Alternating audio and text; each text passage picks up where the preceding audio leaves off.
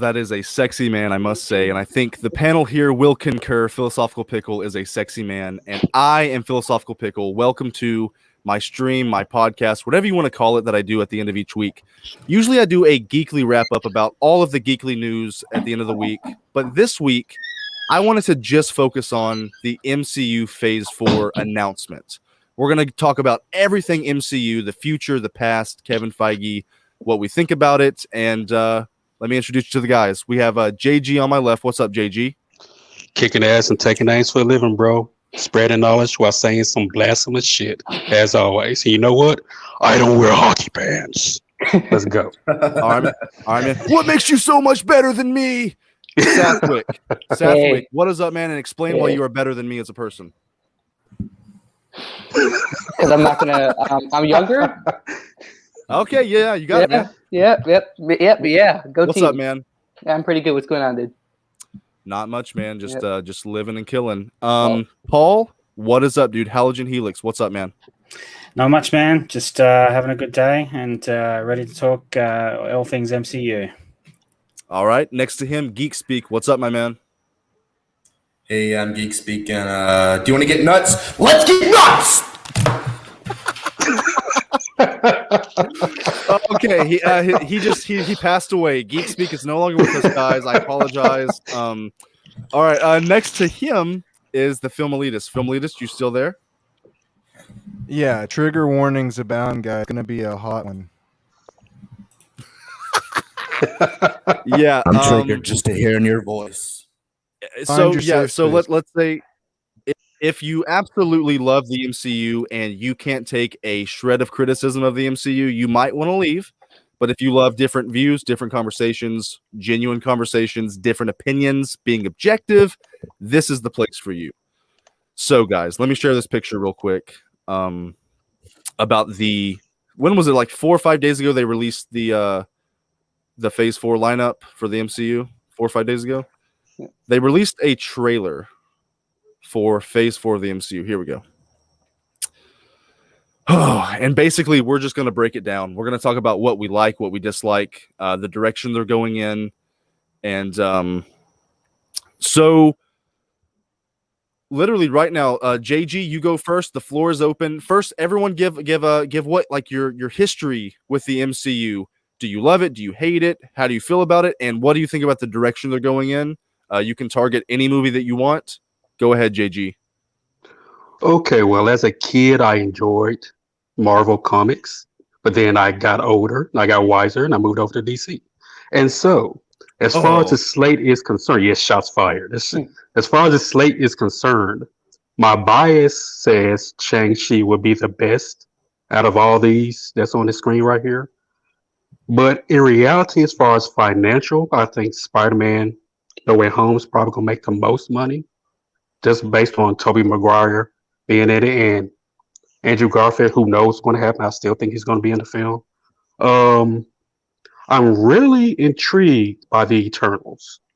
I'm really curious about how, because it's a film where, from my mindset right now anyway, it's like they are going to discuss the past while also moving forward.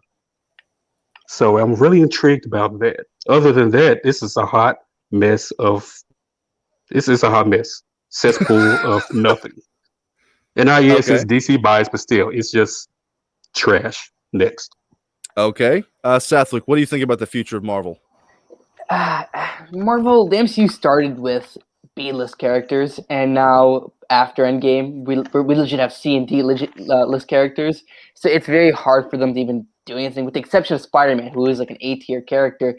A lot of these characters aren't like, and Black Panther, but like a lot of these characters aren't overwhelming fan favorites. But only movies that have me concerned are Ant-Man and the Marvels, and that's just going based off of how Ant-Man and the Wasp was, right? And that wasn't the greatest movie ever. And then obviously the follow-up to Captain Marvel being the Marvels. I mean, that's slightly worrying. Only, I'm excited to see Monica Rambeau and Kamala Khan again. Those two characters, or not again, but I'm excited to see those two. But I don't know, just those two movies are the only. I'm having a hard time sort of getting excited for those two. but everything else, I'm excited for, and that that's really about it. Hey Tony, what's going on? Yeah, what's up, Tony, man? What's going on, man? Yeah. Tony is in a house. Tony Robinson, baby. My southern brother. Film elitist, what do you think about the future of Marvel? Yeah, so basically, my history with Marvel, I grew up with the X-Men series, the old comics. Spider-Man was my shit. Big, huge fan. I love the first Iron Man movie. OG MCU was the shit. As far as all of this is concerned, the way they've been trending with their messaging and the weird political shit that they've been throwing in there, for me personally, I don't love it, So other than Spider-Man No Way Home, just because of the nostalgia of Tobey and Andrew, and maybe Doctor Strange, I could really give a shit about any of this. I mean, I would love to think the Fantastic Four is going to be great, and I need that in my life. I need a proper Doctor Doom, but they're probably going to find a way to fuck it up. Dang. All right. Brutal. Hey, man, you are popping quite a bit, but if you can't fix it, I'm glad to have you here. Just letting you know you are popping a bit, but we got to do what we got to do. GeekSpeak, what do you think, man? As far as my history goes, as being a Marvel fan, I've been a Marvel fan as long as I can remember. Same thing as you were film elitist, reading comics, watching TV shows. Just grew up with it. Longtime fan of all of Marvel. I can't really say I'm excited for a whole lot here. I don't have high hopes for Eternals or Shang Chi. I think they're both going to be pretty cheesy, and I mean, I guess I'm trying to stay positive about the Eternals. Shang Chi too, I guess. Black Widow, I feel like came out a long time ago, and I just never saw it. And Spider-Man: No Way Home, I'm excited for that because Spider-Man is going to be all three Spider-Man. There's no way that rumor is not true, but I could be wrong. Doctor Strange, Multiverse of Madness. I'm a big fan of Doctor Strange. It's probably one of my favorite superheroes. This is my top 3 for sure. But based off what me and you talked about last time, Pickle, I'm not too excited. And then you kind of compare that with, or combine that with the whole mess going around the original director and the creative differences that have between him and Feige. So that kind of keeps me from being too excited. Same thing with the rest of them. There's just I don't think The Last Guardians was that great. Same thing for Quantumania. Captain Marvel, I feel like she's just going to be the same in anything she's in, so I can't really be too excited about that, regardless if Kamala Khan or Monica Rambeau are in it. I agree with Film Elitist. I want to look forward to Fantastic Four, but they probably will find a way to fuck it up. And Thor Love and Thunder, I can't be too excited about that either, because just the route that they're going with making Thor a woman, and the fact that they got Christian Bale playing a sea-level villain, it's just doesn't look very promising. Plus, I don't like the whole route that they've kind of gone with Thor towards the end of Endgame, making him kind of a jokey, like, Norse god. You know what I mean? Like he just made him really jokey and punny. A fat piece of shit. Yeah, even if he's not like fat in this, he's just like, it's gonna be hard for me to take him serious if he's being that same Thor as he was in that conversation with, Peter Quill. I just don't like the whole arc that he got towards the end of Endgame. So, of course I'm gonna see all of these movies because I love Marvel and there's promise in them, but as far as the moneymaker here, I think it'll probably be Spider-Man or Fantastic Four. It just depends on the casting and whatever else we get in between here and then. But yeah, that's all I got. Sorry I went on a little bit long there. Oh, are you good, man? Paul, let loose, man. What do you think? Yeah, so I jumped into Marvel with the X-Men animated series when I was a kid. First comic book I read, though, was the Exiles comic. So that's kind of a niche X-Men comic, but it was like sort of the time travel, fix things in the timeline sort of comic. And it had like Blink and Magneto's son in it and some other characters. But that was like my introductions into Marvel. MCU-wise, Iron Man will always remain in my top 3 movies I've ever watched from the MCU. I watched that movie almost the same amount of times as I've watched The Matrix, which is like my most watched movie of all time. But Iron Man, it's had, the MCU's had hit and misses. Anybody that says anything otherwise is, kind of not speaking objectively. When it comes to this slate here, it's kind of like I think Shang-Chi has potential to do like big in Asian markets if they get that correct, and also I think in the Western markets as well. I think it could be a hit. The two big moneymakers for me in this lineup are Spider-Man and Wakanda. Even though I think Spider-Man has been mediocre in his last two films, the villain has outshone the character of Spider-Man, and that's particularly an MCU issue because they've made basically Spider-Man Iron Man 2.0 with his iron suit and stuff. They've pretty much rushed his entire story arc. He has had none of his own, and that's an issue. When it comes to Black Widow, I think it's a waste of time movie. They should have brought that out of Civil War when it's based, the timeline that it's based in. I don't see that. I don't see this movie. The hype for this movie, I think, has gone down over time. I think they hype beasted at the start and they kept delaying it, and now they're doing it on streaming and so I don't see, and theaters. So I don't see it making a whole lot of money, to be honest. Thor: Love and Thunder, another one. If they got She-Thor in it, and anybody that knows the comics knows that She-Thor is a horrendously bad comic, a laughably bad comic that was cancelled because of its horrendous writing. Doctor Strange and the Multiverse of Madness I was excited for until I saw WandaVision. And the Marvels can miss me altogether. I do not care. Captain Marvel's enough to know that she's in it. They couldn't even call it Captain Marvel 2. That shows you how much confidence they have in that person as a character and as an actor. Quantumania is interesting to me. Ant-Man and the Wasp wasn't that great, but it was okay. It wasn't like the worst of the MCU movies. It wasn't like Iron Man 3 bad. Quantumania is, if it links into sort of Multiverse of Madness, I think it has a potential. Fantastic Four, I'll leave with this. Fantastic Four was like the most excited when I saw that 4 come out of the end. I was like, finally, yes, please. And the second thing is, you better cast John Krasinski and Emily Blunt as Reed Richards, and because the fans want that. I want that. Everyone wants that. Just do it. Just okay. I'm actually so glad that you just said that. I am very thrilled that you just said that because we are going to have a spicy debate that I did not think was going to happen here. But for what's up, Jess? What's up, Marcos? What's up, guys? I will get to the comments after we talk for a little bit. Let me give my quick thoughts, and then I'm going to roast Paul about John Krasinski. It doesn't bode well for them that the first movie that's coming out is Black Widow.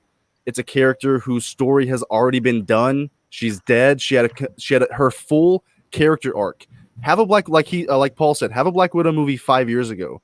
But why give her another movie? It's like you watch a movie, you see somebody have all around, they go through the 3 arcs of a character, they die. Then 2 years later, they just come back for, you want to see what they did 4 years ago? No, that's why I didn't care about the Snyder Cut. The Black Widow is the Snyder Cut of the MCU. It's too late. It's been delayed too many times. 3 times. I don't care about it. It should have happened years ago. Screw Black Widow. Spider-Man, I also agree. I am super pumped for Spider-Man because, dude, I don't want this to happen, but as soon as Tobey Maguire comes on the screen, I'm going to cream my pants like a little kid. We all grew up with the original Spider-Man. We all love it. Even if it's cheesy and kind of sucks now, it didn't age well. Seeing him come back is going to blow our little minds. But that is the whole problem with Spider-Man in the MCU. Even though I will defend Tom Holland to my dying breath, they don't even believe in him enough to give him a full 3-arc character story. Give him 3 movies. No, they got to throw in other dimension Spider-Man in his 3rd movie. Peter Parker is, 15 or 16? He starts the MCU off at 15. He's already went to space, fought Thanos, fought the Avengers, died, come back to life. He's done everything that he should have done by his 30s. So Spider-Man really has nowhere else to go but interdimensional stories. And it's way too much, way too soon for Spider-Man. They blew their load on him. And I think Shang-Chi is going to be the mega hit that nobody sees coming. Like in 3 years, Shang-Chi is going to be a well-known property. It'll be kind of like the Guardians. Nobody knew them. Now everyone knows Star-Lord. Everyone knows Rocket. And Shang-Chi is going to make over $1 billion. Does anybody have anything to say about that? I have no problem with it. They're going to make him all quippy and stuff like that. And that's just who? watch, rinse, and repeat. Shang Chi, like I'm just kind of tired of these Marvel protagonists. I feel like that quippy. No, I don't think he is. I think his little female sidekick is going to be the quippy one. Yeah, she's like she seems to be the quippy one even worse. Yeah. I feel like she's the comic relief if you want that. He looks very serious about his business, all in that trailer. But to be fair, all movies, I mean, a lot of action movies in general, they always have that one quippy character anyway. So it's not like it's something new. Not every action movie, like The Raid, doesn't have a quippy character. Okay, it's getting a little.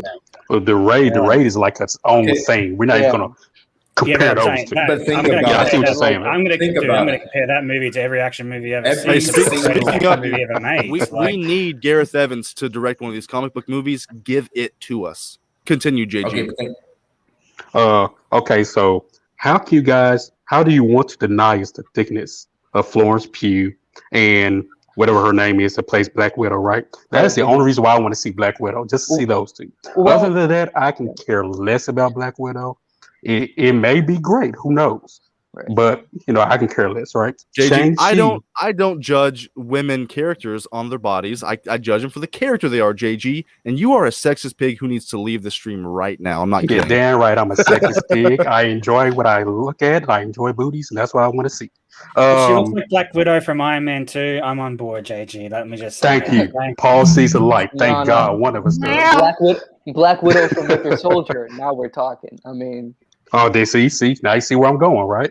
So I was going to say with Black Widow, though. I mean, in terms of what we saw with Falcon and Winter Soldier and Madam Hydra's character, I mean, it's pretty obvious we're getting a Thunderbolts or a Dark Avengers type team in the MCU. So, Black Widow might elaborate on that storyline more too. So, I mean, I feel like there's enough of a reason in terms of what they're going to do with a lot of these anti-hero type characters that we're being introduced to in the MCU right now for us to go watch Black Widow and sort of explore this world more of the Thunderbolts or whatever. I mean, we're gonna get the baby steps towards that, right? And I think that Black Widow might be a big key factor into the Thunderbolts. Yeah, but everyone says that, but they're forgetting this movie is based right after Civil War. Right. Yeah. You know how much has happened since Civil War in the MCU timeline, right? Yeah. Then you got Taskmaster might be involved. Yeah, where was he all this time then? Like, this is the problem with doing prequels this far back, is that you're establishing new characters, but then they haven't been anywhere in the MCU for that whole time period because you're doing a retroactive. They're retconning because we all know they want to make like her sister the new Black Widow, right? That's the way that they're going. A lot of people are suspecting that they're retconning. They're trying to retcon to replace Black Widow, who they killed in Infinity War. To be fair, go ahead, Paul. I'm just saying, this is a problem, right? This is the big issue, and then they have to do the Spider-Verse, and they have to do the all this they have to bring these characters forward. Like I'm telling you, Spider-Verse is going to end, and Miles Morales is going to take over because they got nowhere left to go with Peter Parker.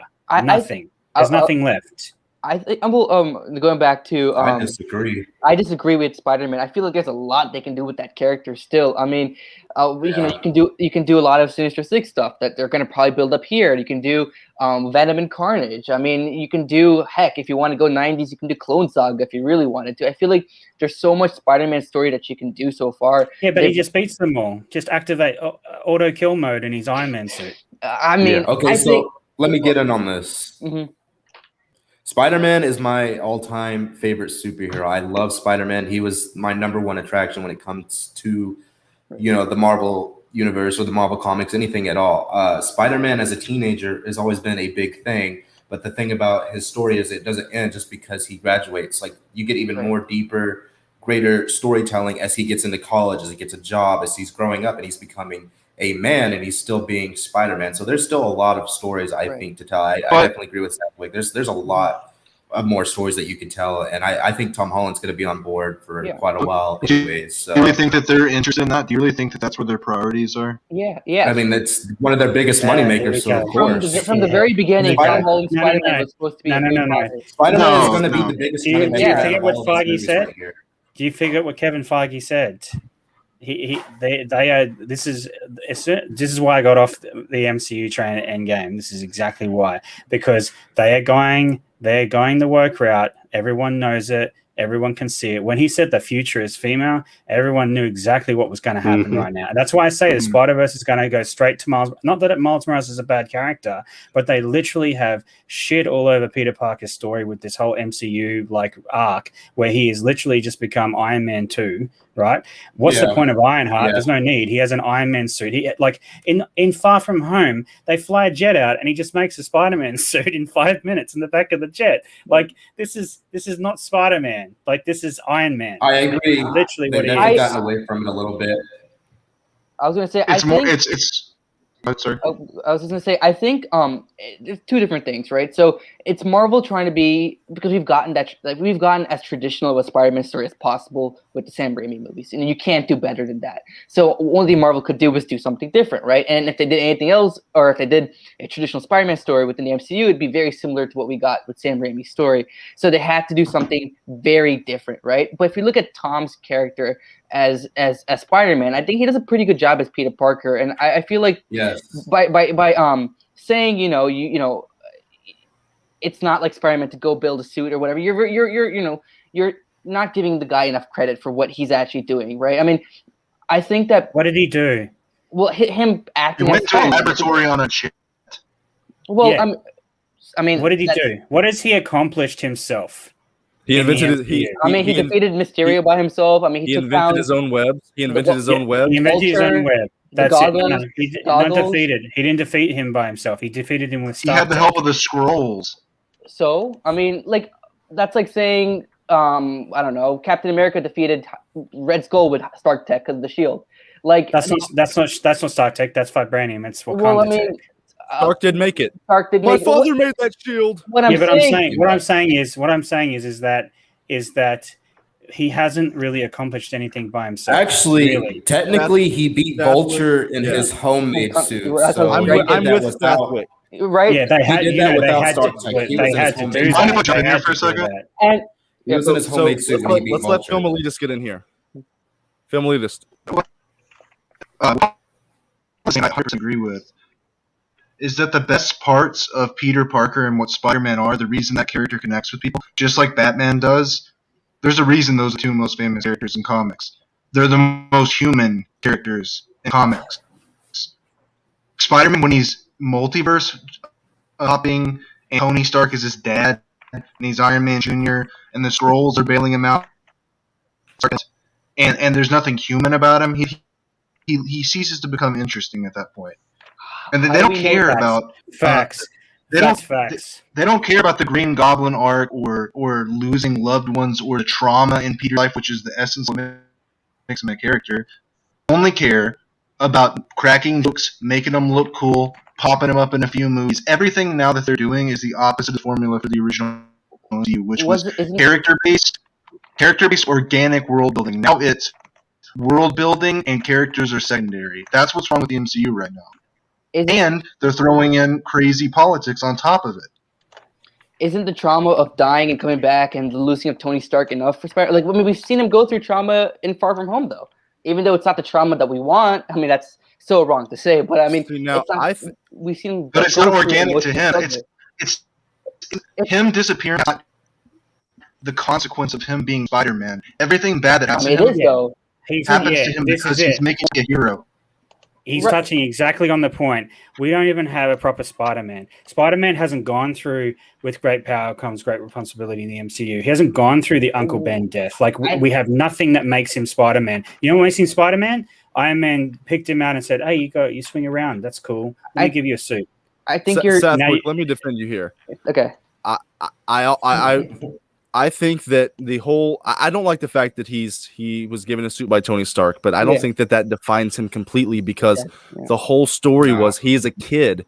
He's like a kid who got like the iPhone 30. He doesn't know how to use it, so he gets taken away by his parents, and he has to realize how to fucking text people with a fucking flip phone. He got it taken away, so he had to learn responsibility, how to beat the Vulture without the suit. That was the point of the first movie.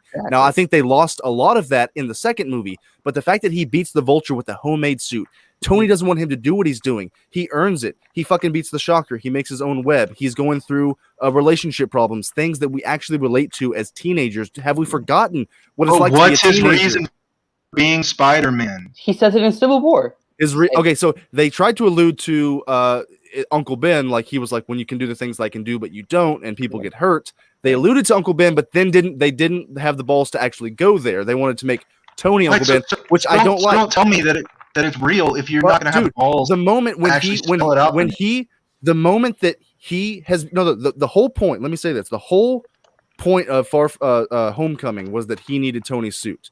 It stopped him from drowning. It helped him not kill people on the boat. He kept getting help from Tony. And then when he finally didn't have the suit and the rubble was on top of him, and he looked at his reflection and said, "Come on, Spider-Man," and he lifted that rubble, he was screaming like a little bitch. And nobody was there for one time in his life. Aunt May wasn't there. Tony wasn't there. Cap wasn't there. He had to get the rubble off of himself. He became Spider-Man. He became Spider-Man in that moment, and his performance, I think, is better than any of the other Spider-Mans. Now, this is the last thing I'm going to say. I got to say one thing. In the Dark Knight trilogy, even in the third movie, you have moments where Bruce is remembering his father. He's remembering the Batcave, the first time he fell into that well. What his purpose of being Batman was. That resonates with people. We're about to be 3 Spider-Man movies in, and we don't even know that Uncle Ben exists. Now, let me say. Well, I was going to finish with this. I don't like the fact that we have had he's been in Homecoming, Far From Home, Infinity War, Endgame. Mm-hmm. He hasn't fought. Civil War.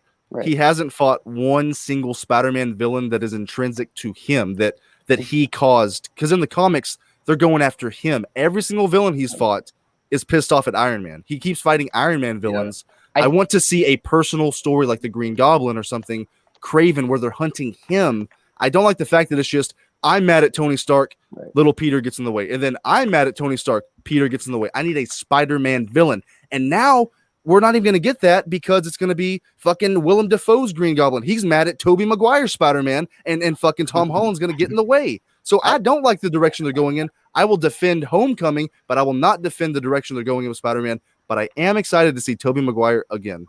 I was going to say, in terms of characters like having that motivation to go after Peter, right? I think where we left off with a lot of these villains, especially Vulture and now Scorpion and Mysterio, they all have vendettas against Peter now, right? So they started having vendettas with Tony, now the vendettas are with Peter. So now they're truly full-fledged Spider-Man villains, right? So when we do see them, because we know that we're probably going to get Vulture and Scorpion and maybe even Mysterio again and No Way Home, they're Spider-Man villains at this point. I mean, they don't care about Pete or Tony. Yeah, we'll have. Hang on. Mm-hmm. We'll have, if we have the Sinister Six, right? We'll have Keaton back, right? Who outshone him in the first movie. If they bring Mysterio back, Jake Gyllenhaal outshone him in the second movie. I mean, so you're going to have 6 of them who will outshone Tom Holland yet again. Well, 2 of them will do it together easily. Like another 4.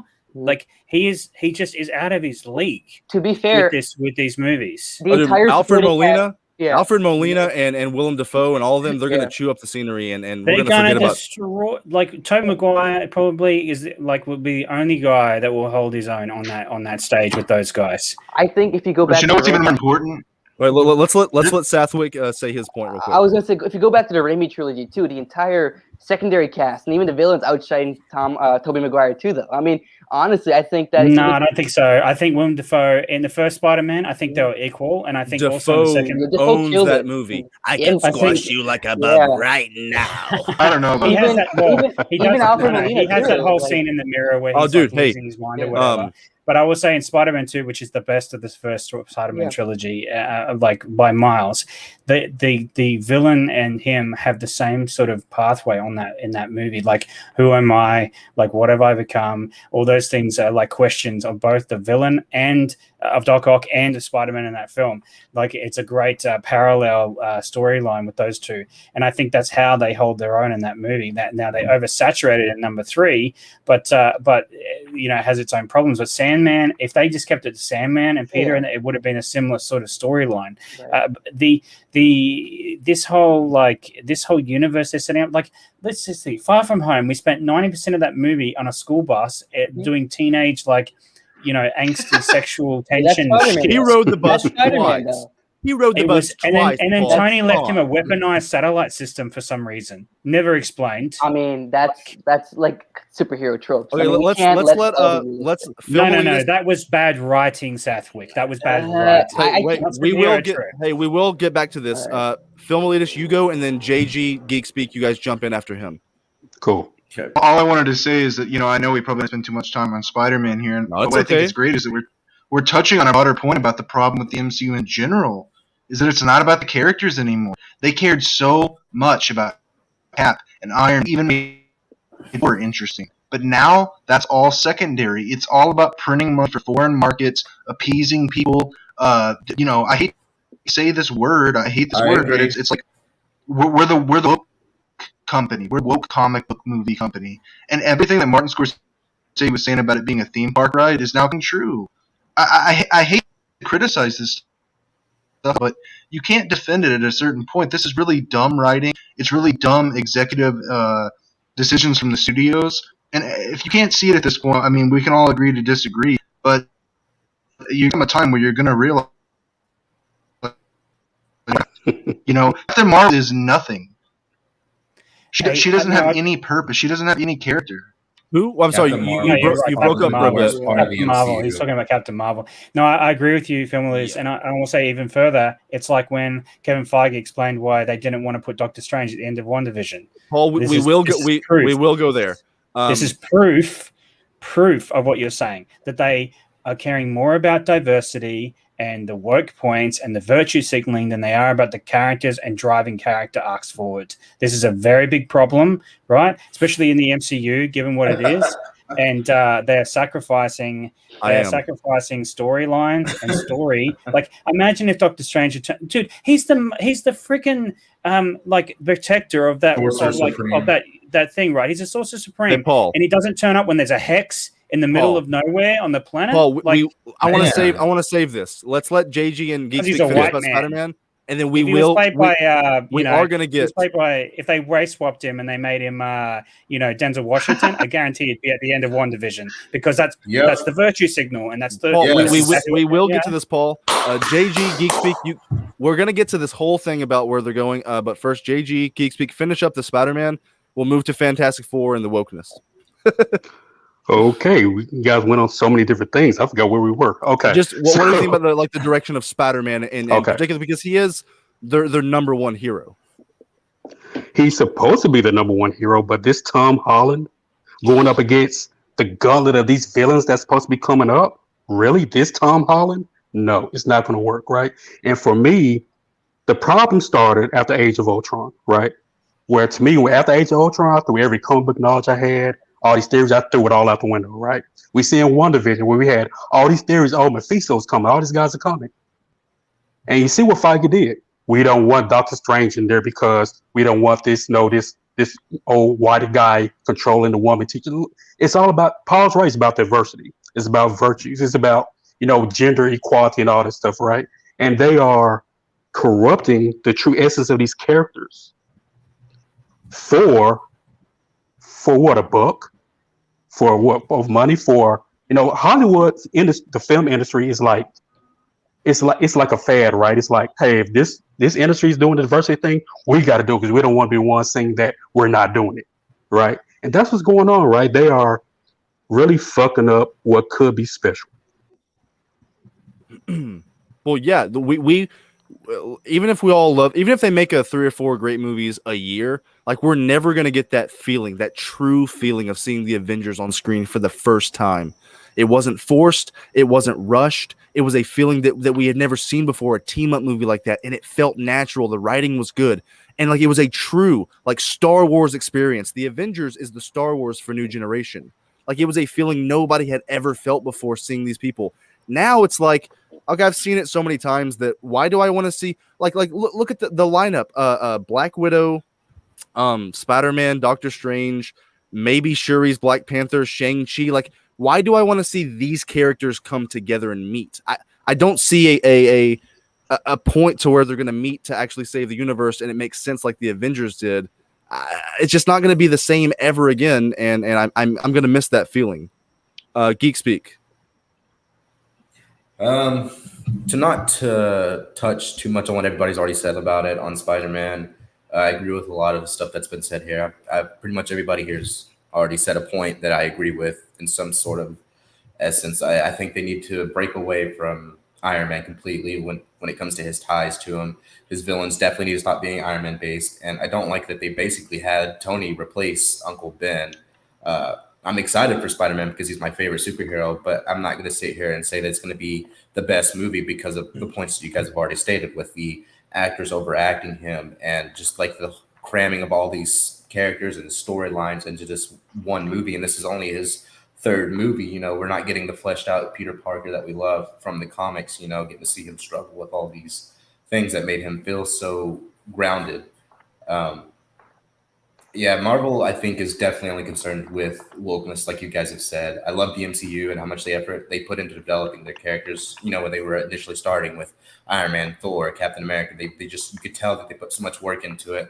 But now, like, they just don't really care. They're just popping out these movies because they're money printers, basically.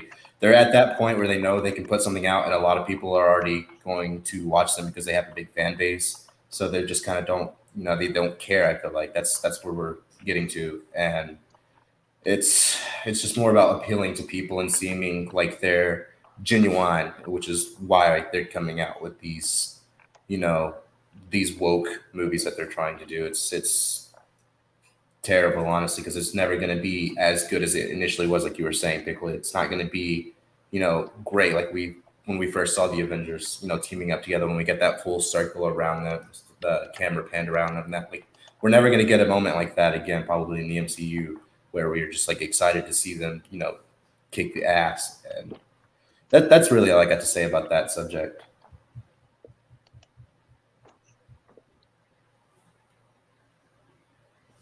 What's up, Ashley? What's up?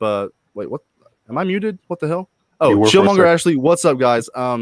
They mentioned in the comments I hit 300 subscribers. That's pretty dope, man. I appreciate everybody who watches my videos. If you're watching right now, thank you. 300 is not a lot, but you know, it's a third of the way to 1,000. That means I'm a third of a man. So, let's move on from Spider-Man. I think we all can pretty much agree that even if we do love Spider-Man, like Sathwick and I and GeekSpeak, we will defend Tom Holland, but we can all admit that maybe they could be going in a better direction. We can find some common ground there. Let's jump on this. Let's all, because I don't know what everybody thinks about this. Let's all talk about what Kevin Feige said about WandaVision and see like what does this mean? Because I made a full rant video about this, so I'm not going to go too hard into it. I'll give my piece, but then I'll let you guys go. So, does everybody know about this? Has everybody read this? Yes. Yeah. Sathwick, you know about this? Kind of. I mean, I haven't read the article, so I don't. So really it was confirmed that Doctor Strange was going to be in WandaVision. He was set up. They had a deal made with Benedict Cumberbatch. Mm-hmm. I don't know if it was last minute or like when they did it, but they took him out at some point. And you think, okay, they took him out. They didn't think it was right for the story. Maybe it was too many characters.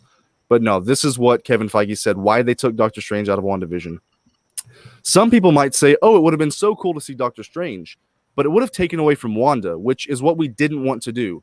We didn't want to end the show to be commoditized to go to the next movie. Here's the white guy. Let me show you how power works. So I think we can all just go. Let's just all collectively facepalm right now. Yeah, that was stupid. I am all for Kevin Feige and the directors, and it's their property. They created this universe. They can do whatever they want with these characters. But when you get to the point where you're adding or taking out characters because of their race or sex, you've lost me. You've lost your mind, and you're projecting an idea into the audience's head that they wouldn't have had. Like Paul was saying, I'll give my piece real quick. To start off, Kevin Feige, you are a white man with power, so this is so fucking tone deaf. The fact if Doctor Strange came in to help Wanda, he is the Sorcerer Supreme. He can feel, like we saw in Thor Ragnarok, he can feel when other magical beings are on Earth. His literal job is to protect reality.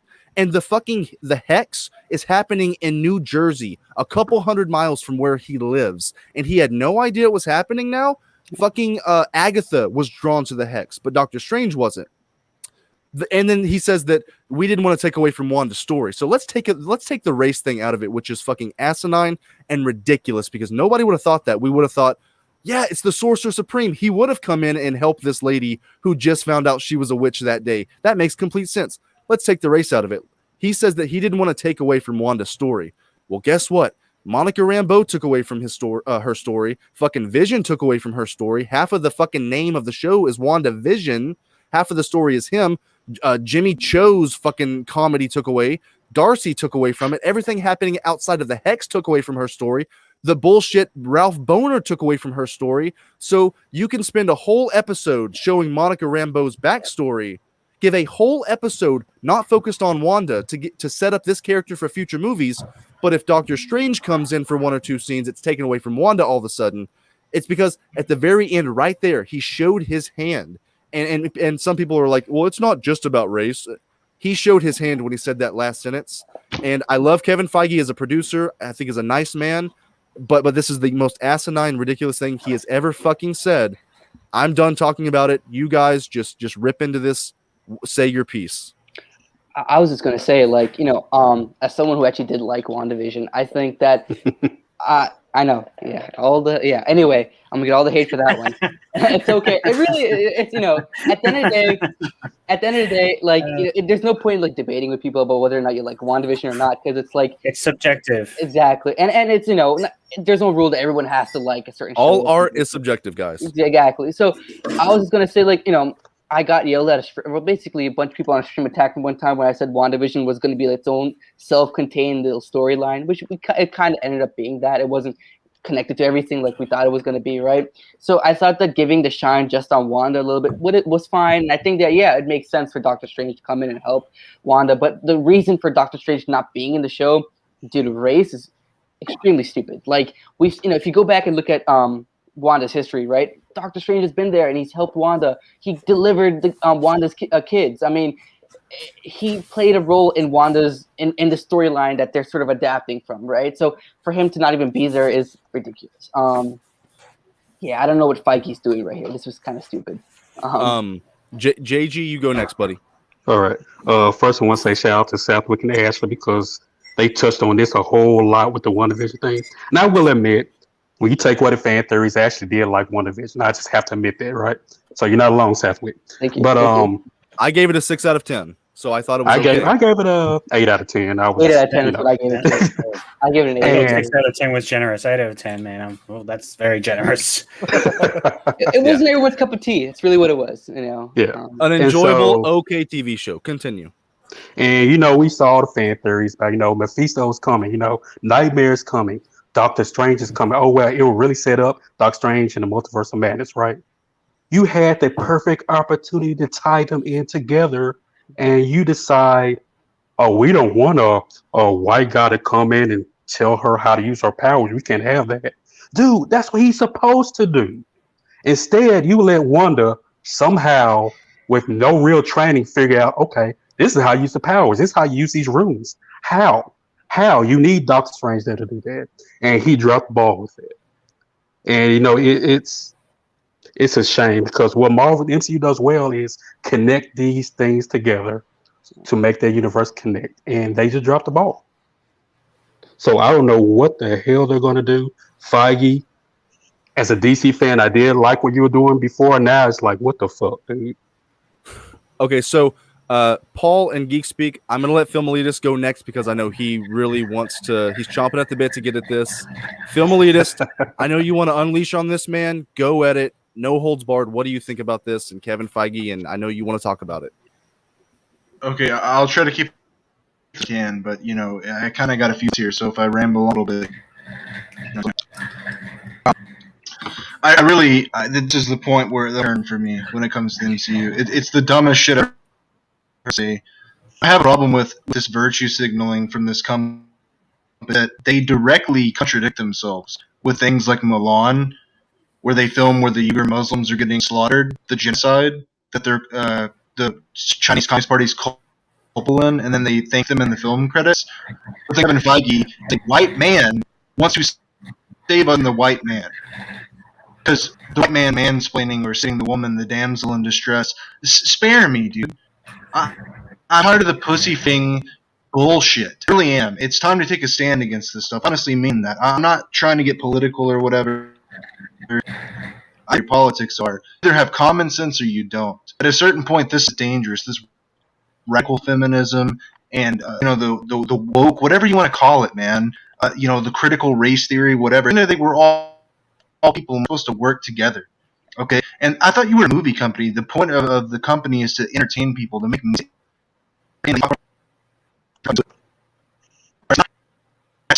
You're not making The Godfather here, okay? And they perch on these ivory. Hey, Phil, you're popping in and out a lot. See if you can fix that. I like what I love what you're saying. I'm just letting you know. Can you hear me better? Yes. I love what you're saying. Continue. Okay. No, it's just a basic common sense thing. Like at a certain point, you either piss in your pants like a baby, or you stand up for yourself. People that have no moral authority over me, they have no expertise in this field over me, and isn't your job to entertain me? On top of that, I'm paying you. I'm the one that made you successful. Who are you to come down here and tell me what I need to see, what I can't watch, what is and what isn't a dangerous? It's just like the Oscars, busing homeless people out of town, giving a award for the best picture. People, everyone else. Am I the only one that sees it?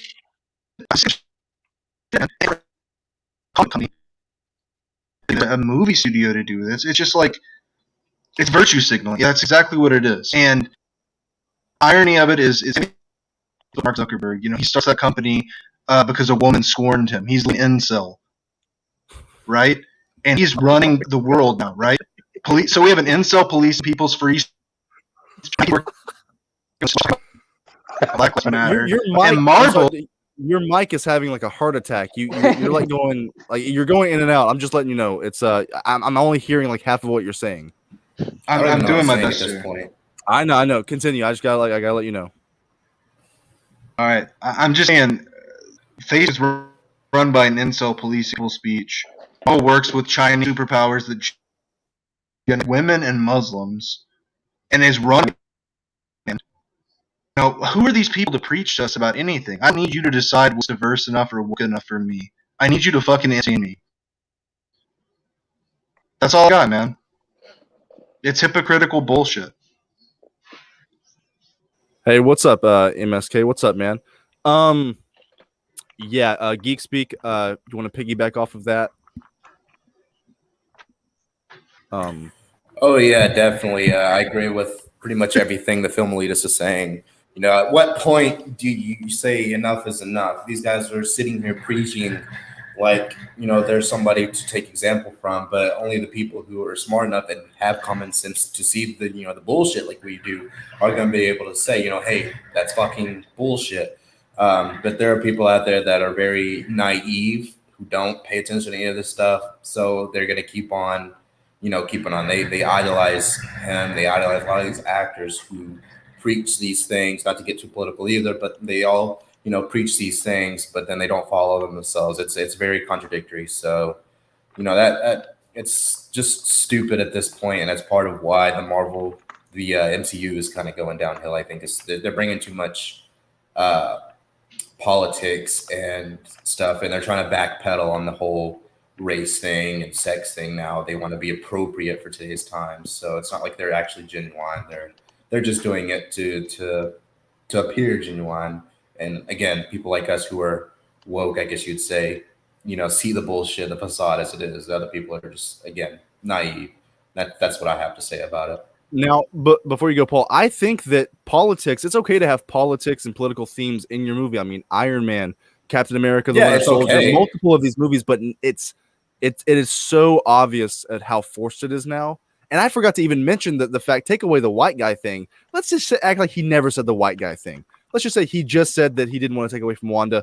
You don't want to fucking commoditize the show to go into another movie. You literally do that. And I love the MCU. I absolutely love it. I bleed for the MCU in the past. But guess what, Kevin? You do that in every fucking movie. You fucking set up characters and you hurt character arcs to set up other characters in every movie. You literally took away the weight of Vision's death in the show, because now we know that there's another Vision out there. Vision didn't really die. There's another Vision who's going to come back. You fucking commoditized Endgame and made Loki take the Tesseract so he could have his own TV show. But when Doctor Strange would come in for one scene, that's commoditizing the show and making it about a white man with power. It's insanely just, it's just a gross statement overall. Paul, finish us off. Oh, here we go.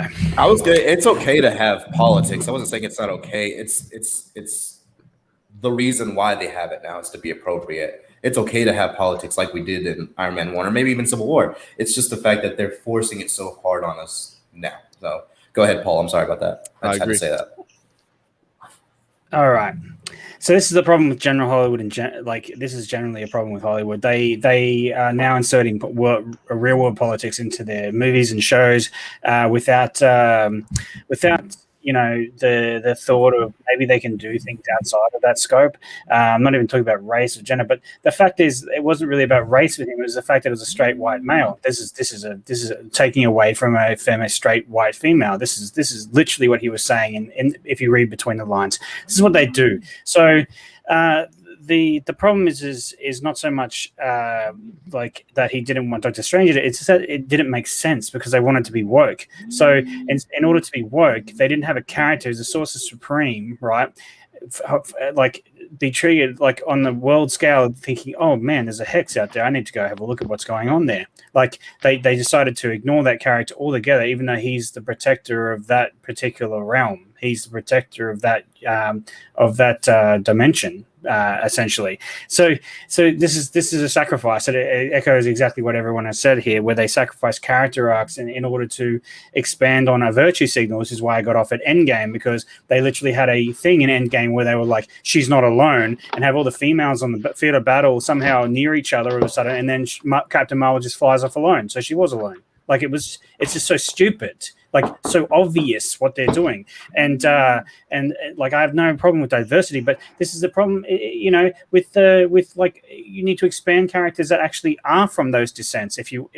There are plenty of characters in the comics now who are female, who are black, who are Hispanic, who are whatever, right? That you can actually make movies about. You don't need to race swap them. You don't need to do any of these things. But this tends to be easier for writers because they're lazy to race swap a character that has an already established lore, because it's easy to just turn them black. Like this is a problem that DC's facing right now, without getting too much into that. But it follows the same line of thought. It's like, why are they doing this? It's because they need the virtue. They need to see, and they think they're appeasing people on Twitter, not a real place, not the real world. And people are recognizing 100%. That. Like people in droves are recognize that there's a certain amount of time left in for the MCU. Basically, they will eventually start failing at making movies because people will realize this. This is what happens with Ghostbusters 2016. This is what happened with the Charlie's Angels. This is what happened with the DC properties. Like people are done, like with these, like normies as we call them, who aren't deep in the Marvel lore, like, or DC lore. They're done with this stuff. They can recognize it very easily now, right? So appealing to these mass outrage crowds that are on Twitter, right, is not going to make your movies a lot of money. The woke crowd generally is on Twitter, so the general populace don't give a crap about this stuff. They don't care. They just want to go and watch a good story. So when you sacrifice and you beat people over the head with a political agenda, a race agenda, whatever the hell it is, right? People recognize that. They're not stupid. People are not stupid. They know when they're getting beaten over the head. A good example of this, without diverging too much, is BlacKkKlansman, right? I watched that movie. I loved that movie. I loved it all the way up until the last 10 minutes when Spike Lee felt the need to bash me over the head with American politics, right? When he had a perfectly good movie already that was telling me about something that happened actually in history, made a satirical film about it, and like mocked these, idiots, right, for their, their superiority complex because of race and skin color. And right at the end, he felt the need to just take it one step further and bash people over the head, linking it to today's politics. And it's like, you don't need to do that, buddy. I get that these people are bad because you made a good film that satired these idiots, right? But that's a side point. That's just an example of what I'm talking about, where people just feel the need to take it one step further. Feige felt the need here to take it one step further and cut him out of the movie altogether, even though his character in the MCU would have been there, would have automatically come. She would have come before Agatha did. He would have come before Agatha did. Like Paul, let me address in a Marvel this comic. And just one thing, I will say one thing last. This is where the way that Marvel comics are going, and this is the way the MCU are going. Marvel is losing money because they continue to try and push a woke agenda. Remember Safe Space? Remember that comic? She-Thor, another one. She-Thor is literally a feminist manifesto, a third wave feminist manifesto. You read the panels on that freaking comic, it's literally like, how dare you hit a woman? Like, you think you can beat me, a mere woman? Like, all this stupid rhetoric, terribly written for the sake of woke politics. It is trash. People know it's trash. That's why that comic failed. That's why they Marvel as a comic book outlet is failing. They are losing money, right? This is the reason why. And they continue this. They're going to pull it into the movies. And if they do it in the movies, it's going to fail just like the Marvel comics fail, because they forget that at the center of this is nerdom. People who read the comics want to see these characters on screen. Yes, they've managed to hit the 4 quadrants and get a lot of people who are normies involved in this, but what their essential core fan base are people who actually care about these characters, like they've read about them for years. And Paul, to add that, I also, and then GeekSpeak, I'll let you say your piece. I want to see these characters that I read, and they don't understand that we read a comic. I love Doctor Strange because of his powers, because of his character, because of his villains, because of his costume. I don't want to read a Doctor Strange comic, then go to the movie and watch him have a costume that's made out of black leather. Like, the fact that they changed even the fundamental things about these characters so hard. I want to see the goddamn character that I read as a kid. Now, I want to address Chillmonger. You're completely right. You're completely right, and you're a sane person because of this. Race isn't politics. But people have weaponized it and made race into politics to try to divide us. Race is not about politics. People are just different races. That's the earth.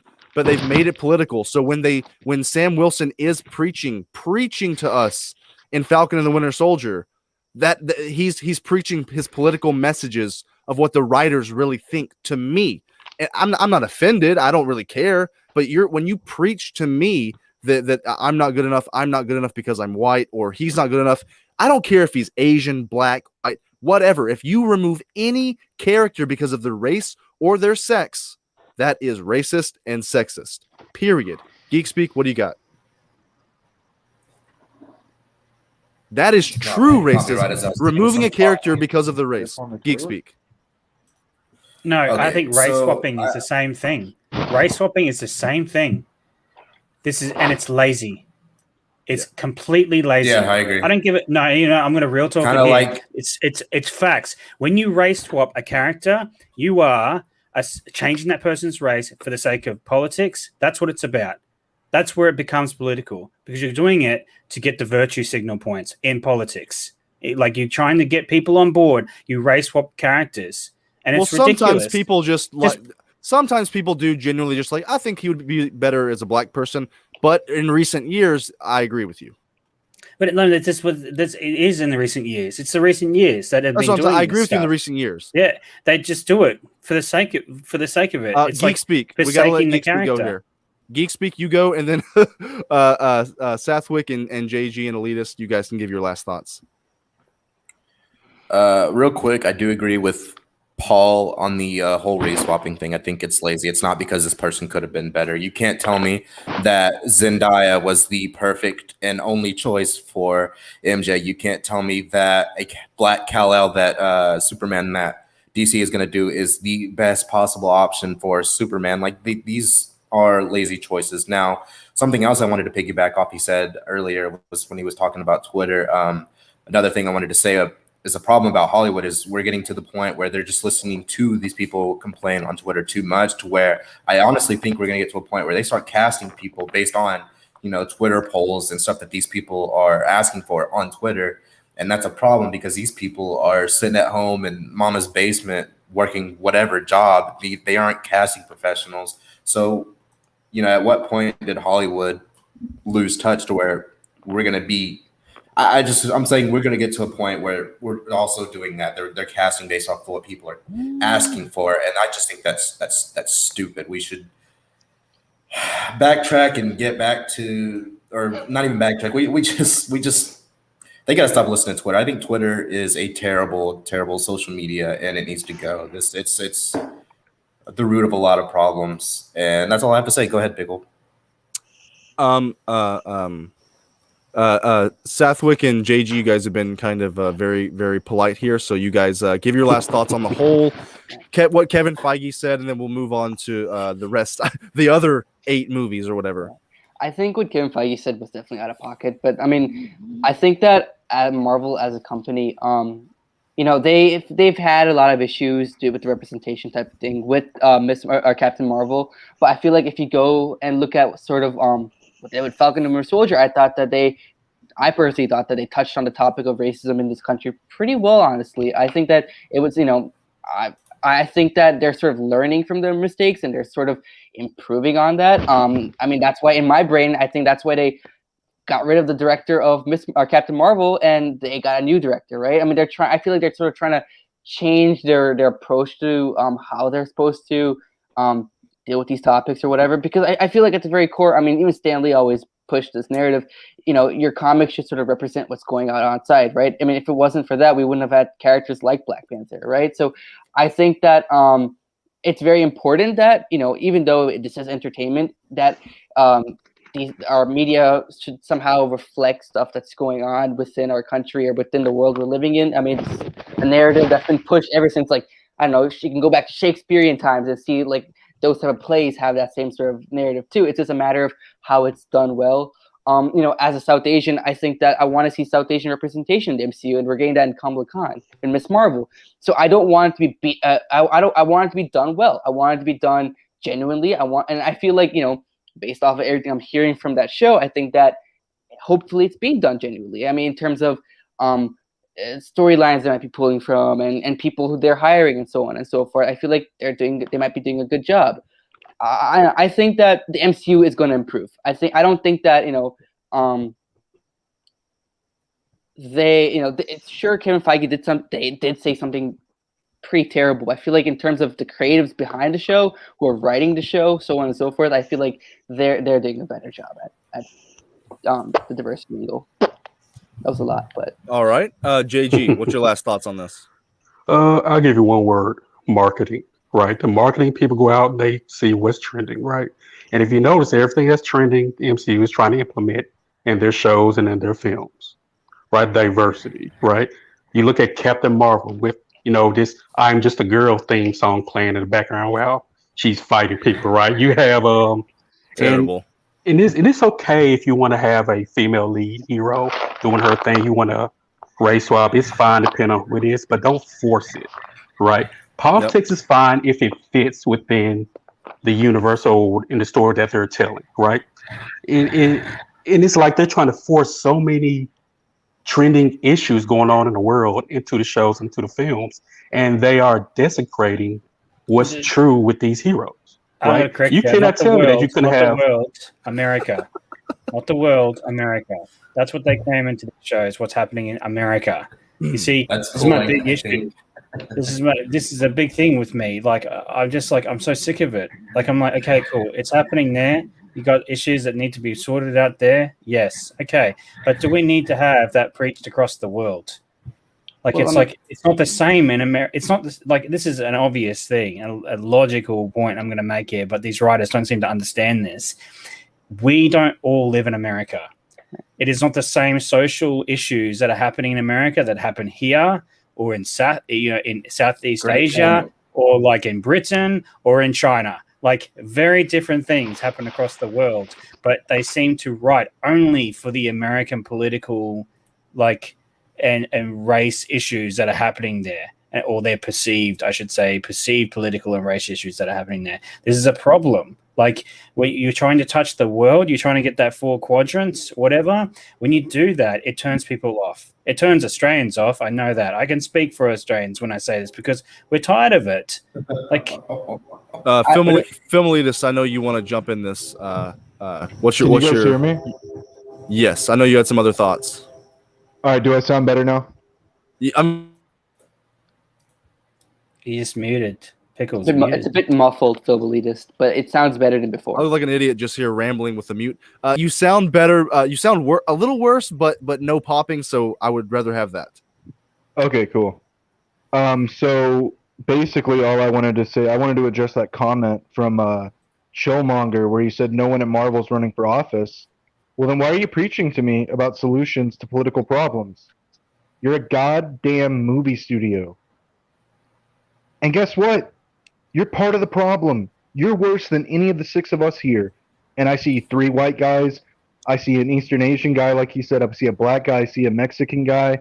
And guess what? None of us are working with communist China who slaughters Muslims and innocent women. And we sure as hell didn't thank them for it because we got money from them. Yeah. So fuck right off with the virtue signaling. I'm sick of it. Who are you speaking to? Are you speaking to Chillmonger? I'm saying fuck Marvel. I'm not saying fuck Chillmonger, but I'm addressing his point that no one at Marvel's running for office. Well, guess what? Yeah, then stop acting like you are. And there are a lot of people who literally they look to Twitter to see these actors and musicians tell them who to vote for. Like Lady Gaga and Chris Evans tweeting to tell you who to vote for. There are hundreds of thousands of people who go, Captain America told me to go vote for blank. I'm going to go vote for blank. Either way. I don't like to get political, but like I think that there do need to be more women, more representation. Like Sathwick said, like it's important to him that he sees somebody that looks like him. I personally can't relate to that because I've had decades of white men, so I don't know what it's like to not have enough characters who look like me. I can't even act like I can relate to that. I don't know. I don't know. I don't know. I don't know how to relate to that. I remember when I first saw the Civil War trailer. And I was watching it, and I've said this on other streams. I'm going to say this again. I remember watching the Civil War trailer for the first time. Do you know the character that I was most excited to see on screen? Black Panther? Black Panther. But I'm not black. I can't identify as him. I can't identify because of his skin color. No, he's a cool freaking character with really cool lore, right? That's what it's about. It should look. This is Martin Luther King's thing all along. Judge them on the content of their character, not their skin color. Like if we're saying, "Oh, I feel only represented when I see a person of my thingo on screen," it's like, and I realize as the white guy, it's easy for me to say this given what Pickle just said, right? But Conan's a favorite character of mine. He's Austrian. Like this is a thing. Like the actor's Austrian. Like it's like I don't understand this whole if I can how am I supposed to it reverses what I just said. If it's all about I can only identify with a character if they're the same skin color as me on screen and that's my representation, then why did I get so invested in Black Panther's character arc in that movie? He had the best character arc in that movie, by the way, in Civil War. The end when he's like, revenge has consumed, or I won't let it consume me. There was this. He started out with vengeance in his heart. Oh, you gotta do the accent. You gotta do the accent. Come on. Oh, I'm not gonna. Oh, if I do the accent, then people are definitely gonna call me alt right or some shit. No. So, right now, hey, vengeance has consumed you. I'll no longer let it consume me. Hey, can I just say one more thing? That is respecting the character. I fucking love that line, dude. That's what I'm saying. He's my favorite character in that movie, and I was so excited for him. But then when we say stuff like, "Oh, we can only feel represented," when someone with our skin color is on screen. Okay, let me say this. Oh man, Paul. I don't know. Okay, so we're gonna go Sathwick, Filmelitis, GeekSpeak, and then we're moving on. Okay, I just want to say from my perspective, right? So in terms of, seeing someone who looks like me being a superhero or being up on the big screen, it's important for me because are you guys all familiar with Phineas and Ferb and Baljeet and all that? When you have someone come up to you and be like, hey, Baljeet, I mean, that's something I get a lot because that's the only sort of representation they have. It's absolutely irritating. Like you're Wait, supposed like, to. do you get the Apu thing as well? I get the Apu thing. I get the Baljeet thing. There's 104 days of Yeah. summer vacation. Bowling for soup, Dude right? sounds Yeah. like it. So what you're saying is ignorant people take those characters that are stereotypical, right? Stereotypes or archetypes, and they apply them to every single person they see of that descent. That's more on them than it is on you, man. Like that's on them being stupid. But I think that, like, you know, just seeing someone who, you know, grew up the way I did, who has some of the same culture, it gives me someone I can connect to and someone I can relate to more, right? You know, it's something that maybe a lot of white teenagers in the 60s when Spider-Man came out, they could relate to him with that same sort of feeling, right? And it just adds a bit more to that character. Now, sure, I'm sure white people or black people could relate to Kamala Khan and how she grew up too, but it is a little bit more for me to relate to her because I feel like I was raised the same way she might have been raised too. So like, Who's your favorite Marvel character though? Spider-Man. So he's a teenager that grew up in what, the Bronx? Queens. Yeah. Right? Can you relate to his upbringing in any way? You got heart, kid. Where are you from? I can actually. Well, I can, but like, you know, I relate to the X-Men a lot too. I relate to right. Exactly. Right. Like X-Men's my favorite, my favorite comic run, right? But I don't have mutant genes. You see what I'm saying? Like I'm trying to, like, I understand what you're saying, where it's like we can have some appeal of that, but none of the superhero movies, they're all like American. There's no Australian, like there's Captain Boomerang from DC, but he's a stereotype of Australians. Yeah. You see? Like, but I don't find him offensive. He's like, I'm like, literally, not many people are like this dude. He's funny, but it's like Kano, the same thing. I was like, I could meet someone like Kano down the street, possibly, but not every Australian is like that dude, right? Yeah. But it's like, it's a stereotype. But how come it's okay to stereotype white people from different nations, right, into certain archetypes?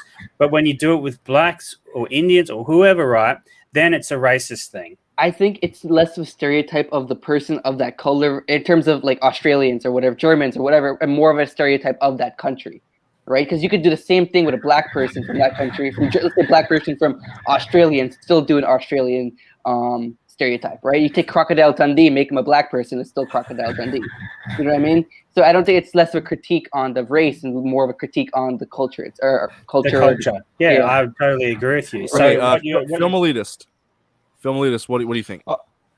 I think what Satwick is saying is important, and I think you should be sensitive to people. But there's a difference in being sensitive and being unifying and being trying to be more equitable and equal than preaching one side of the political spectrum. Let's just be honest here. Let's call a spade a spade. What these companies are doing is not saying, let's get the right amount of representation in here so that we can, undo the wrongs of the white imperialist movement, the colonists. They're saying, let's preach our politics through the mouthpiece of the actors that we hire. Let's pander to people, and let's piss off half of the country while we're at it, just like the politicians do, because we don't have enough bad civil discourse. Let's make it harder to have conversations. Now, I completely agree with him because. But can you guys admit that not all can't go to a cinema and see Marvel, that they're tokened, right? Hey, like Paul this Black and, Superman thing's a token thing, right? So like Paul and Film Elite, can you guys at least admit that not all Marvel movies do that, and like not all big studio movies are doing that? The last 5 years, they have. To be fair.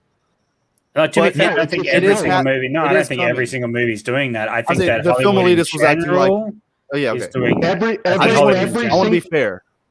Every single one with the political message since who got elected has been a pander to one side of the political spectrum as a direct retaliation. I have no idea who you're talking about. Bullshit. That must not be named. We all know who. What the hell is that? We all know who I'm talking about, and it doesn't matter if I'm not saying I like that person. I'm just making a point. Okay, you can't piss off half the audience and presuppose that everybody agrees with one side of the way it is and say this is the right way to do it, and we're gonna force it down your throat. Because guess what? Some people don't. This is interesting. Film Elitist. Hang on. I'm gonna talk. No. Hang on. Let me. I'm gonna run to this. I'll let Film Chillmonger says that he doesn't think that they're doing it for a political party. That's just not true. Hollywood has always been liberal. Always. This is a truth. In the last few years, though, probably since 2015 or so, they have become rampant in their political messaging. In movies, they have stars that get up. Literally, Ricky Gervais had to tell them to get the hell off the stage and not give people a moral lecture at one of the global Golden Globes awards, because they just do that. They literally get on stage and they just tell you who they're going to vote for and why you're bad if you don't vote for the same way as them. They literally that's what they did in the Oscars. They did it at the Golden Globes for like 5 years. They did it. Where you had like Meryl Streep get up and talk about, the man must not be named on any stream because it gets demonetized immediately because big tech is also liberal. If she got up and said that he made fun of a disabled person out of not true, but she made that nice little narrative and was like, we can't, our president is horrible, blah blah blah blah. You are bad for voting him, blah blah blah blah. This is what they've been doing. This is their political agenda, and these writers have the same one. Now, they have Paul, bias let me go here. Liberalism. This is a truth. GeekSpeak, right? you will get your time, GeekSpeak, but I need to address one last thing. We're inserting politics in the race conversation. I mean, Chillum, that's okay. I got let me go here. Time out. Let me go here, Paul. I'm going to say it. The Democrats tell everyone they are the party for the black people. This is the Paul, truth. Let me go here, Paul. Just saying. Paul is speaking straight facts. GeekSpeak, 1 sec. Finally, they admitted that Falcon and the Winter Soldier, the whole reason they did the show was because they wanted. Go look at I could bring up the article. Anthony Mackie and the director, they say the whole reason they made the show was purely to give a black Captain America. They are instilling their politics into the writing, and now they just admitted it in an interview. So I think you are right that they are doing what they just think is right. They are just giving the messages, but they do live in a bubble. And I mean, I don't care. I don't care as much as film elitist or Paul, but I do think that maybe I think the truth is in the middle here. Maybe they're not as evil as film elitist says, but I think they are putting politics in. Like, I don't think race is politics. You're right, but they make race about politics. They make the two things into one. I'm not doing it. They do it, and they've been doing it for years. So I think that the truth is in the middle here. Okay, we got to move on from this elitist. You go, then GeekSpeak, and we're done. God damn it! GeekSpeak, you're gonna get to go. I've just been trying to get to this one. I've been just trying to get to this one thing the whole time. Blade, when it came out, no one complained that it was a black superhero. When Will Smith was a movie star, nobody complained about it. No one did shit. If you want more race representation, that's not my problem. My problem is when I get preached to, because not everybody thinks the same. And if you want diversity, guess what that means? Diversity of thought. You have to be humble enough to say not everybody agrees with what I think, and I have to make movies for everybody. So it's understandable why people are pissed, right? I'm not saying that the redneck, toothless people in Kentucky, we should be making movies that cater to only them, but we shouldn't be making movies that cater to only coastal elite people either. There's a lot of different flavors in the world. That's the opposite of diversity, when you preach one message, one tone, and you beat it down people's throats. Okay, film elitist, we got to let GeekSpeak go. He's been quiet. JG, if you want to jump into Sethwick, what's your name? Sethwick? Sethwick. Seth, what's up, Seth? You guys jump in, and we'll end it here and then move on. All right. GeekSpeak. Okay. Since I never directly addressed the whole Doctor Strange thing, all I was going to say is it wouldn't have been okay if Doctor Strange was a different race, and then he said that there would be an uproar if he was black or Asian or something, and then he said, well, we can't let this race whatever come in and do this for Wanda. That would have been racist. There'd be an uproar. So that's not equality. If people truly want equality, then you won't live with these double standards and backtracking. It seems like a lot of people have this mentality. I've seen it online where just because it's been a predominantly white male industry in a lot of aspects and a lot of industries, that now that other races are starting to come up, you don't have to be sensitive to the white male or whatever. Like, it's just like, well, y'all used to be racist or y'all used to be in power, so you can deal with being the minority for a little bit. That's not equality. It should be equal the whole way through, all across, the slate. Otherwise, we're just getting into a whole nother problem. And I just don't want to go on about that one too far. And what Paul said about stereotyping one race and being able to make jokes or whatever about it. I don't know exactly what you were saying, but you said something that kind of made me want to piggyback off of that as well. Black people can direct these movies starring these black people, like I don't know, Barbershop or fucking Friday or whatever, and they can make their own stereotypical jokes about themselves and stuff like that. But it's racist if other people do. And I don't want to get in that too deep, but like I'm saying, it's just a double standard, and I hate double standards. Things need to be equal, like all across the way.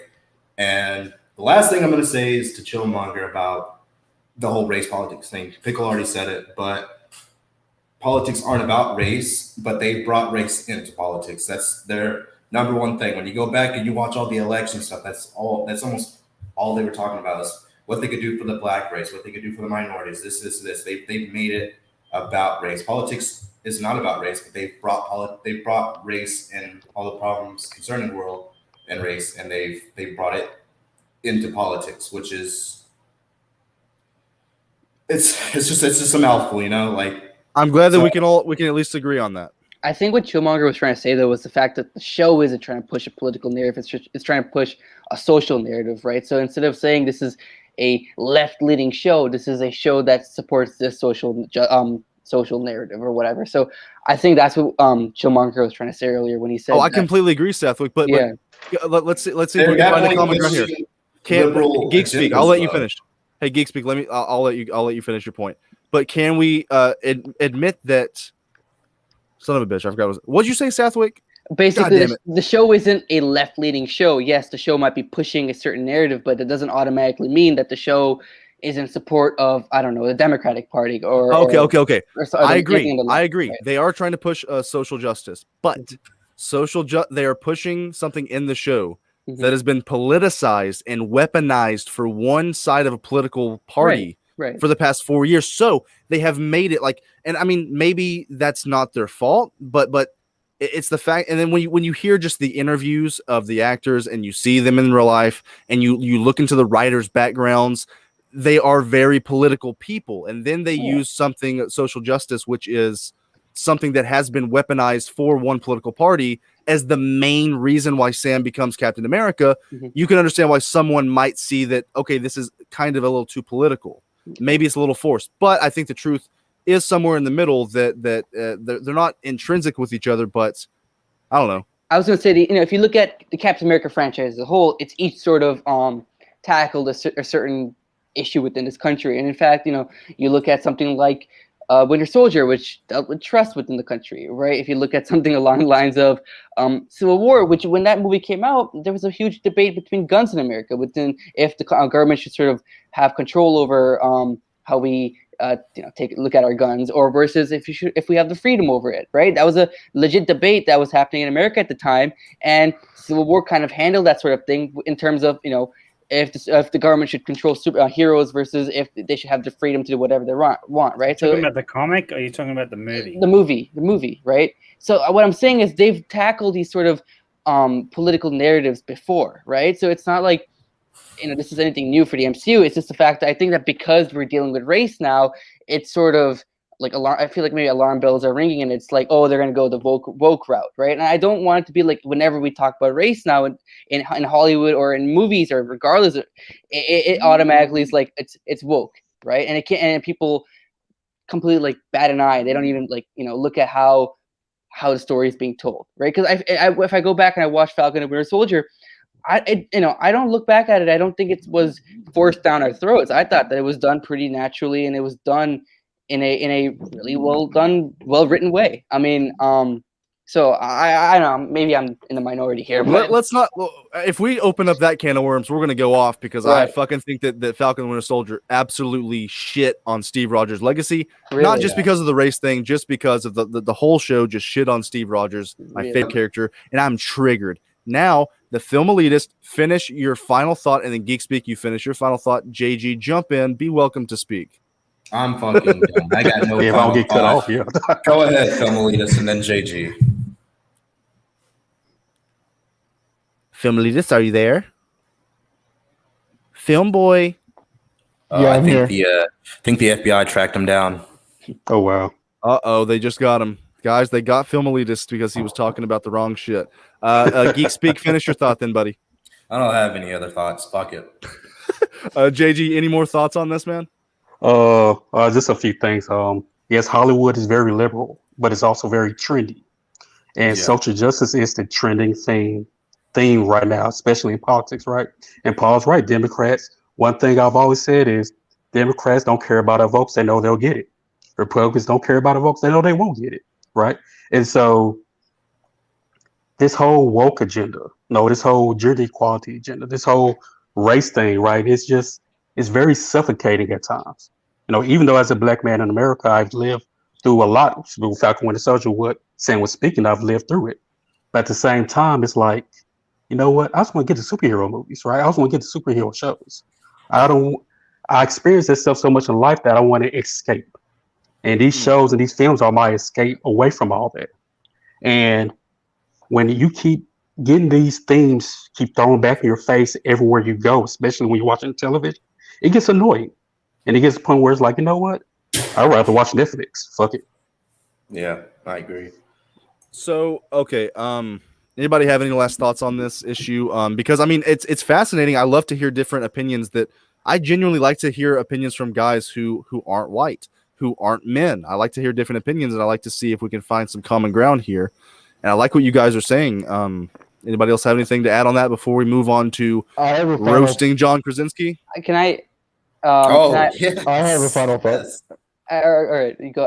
Okay, Sathwick, you go, and then Film Elitist, you end us off with a juicy statement. I was gonna say, in terms of you want superheroes to be superheroes, you don't want this much inserted politics into it. But if you look at something like the X-Men, which was all about sort of minorities in this country being treated in a certain way, and we get with if you go into the X-Men comics, you get like evangelical Christians sort of hating on them and stuff like that, and you get like the military doing experiments on them and so on and so forth. You're gonna eventually get into the politics aspects and less of the superhero aspects of the show, and that's what I think makes these characters more interesting. It isn't the superhero aspect, it's sort of how stuff we see in our real world affecting them, right? And that I think that's what makes these characters interesting. And by taking that away from the characters, you're basically making this a generic superhero show, right? I think that adding that extra layer of social issues or social politics or whatever, I think that makes these characters sort of interesting because we can, one, relate with them, but two, they're going through a lot of issues that we are too, right? So I don't know. Maybe I'm again in the minority in that one, but Ashley, I did a stream with Hot Takes Tuesdays, and go search his channel. We did Falcon Winter Soldier disrespect Steve Rogers. I'm on there.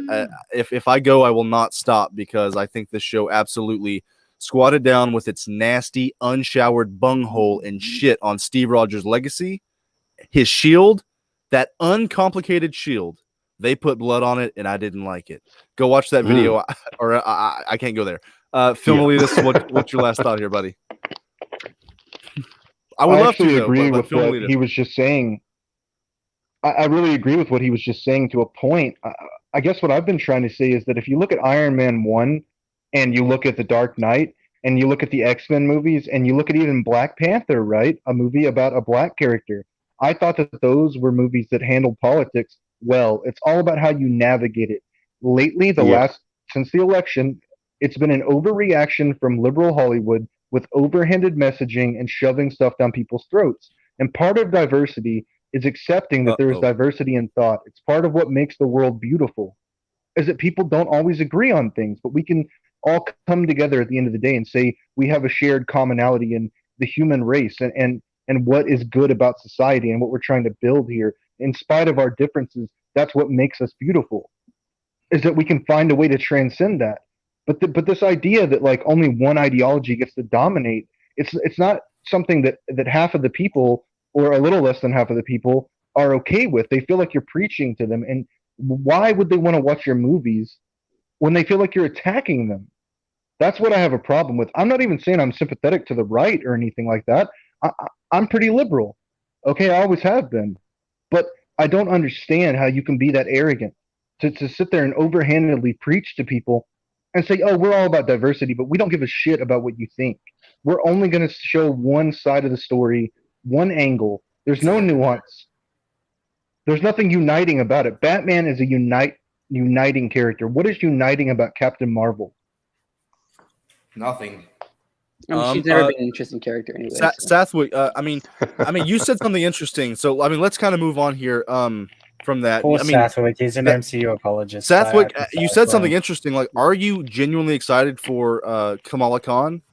I mean, I know nothing about her. So I'm not excited for her. If he is, just bring a picture up of her, and then it won't be exciting anymore. Let me get that shit real quick. I read some of her early comics, and then I didn't get into when she was in the Champions. I didn't get into all of that crap just because it wasn't interesting anymore. But I feel like they need to stay to the core of those early comics, which was her focusing on her being a Pakistani and her being an American, and that sort of culture clash. I think that's what made those early comics interesting. Everything else was kind of stupid, but I don't know. Okay. So I know we just spent a lot of time on Spider-Man, and oh shit, I took down the wrong picture. Now I got to look up another picture of sexy Krasinski.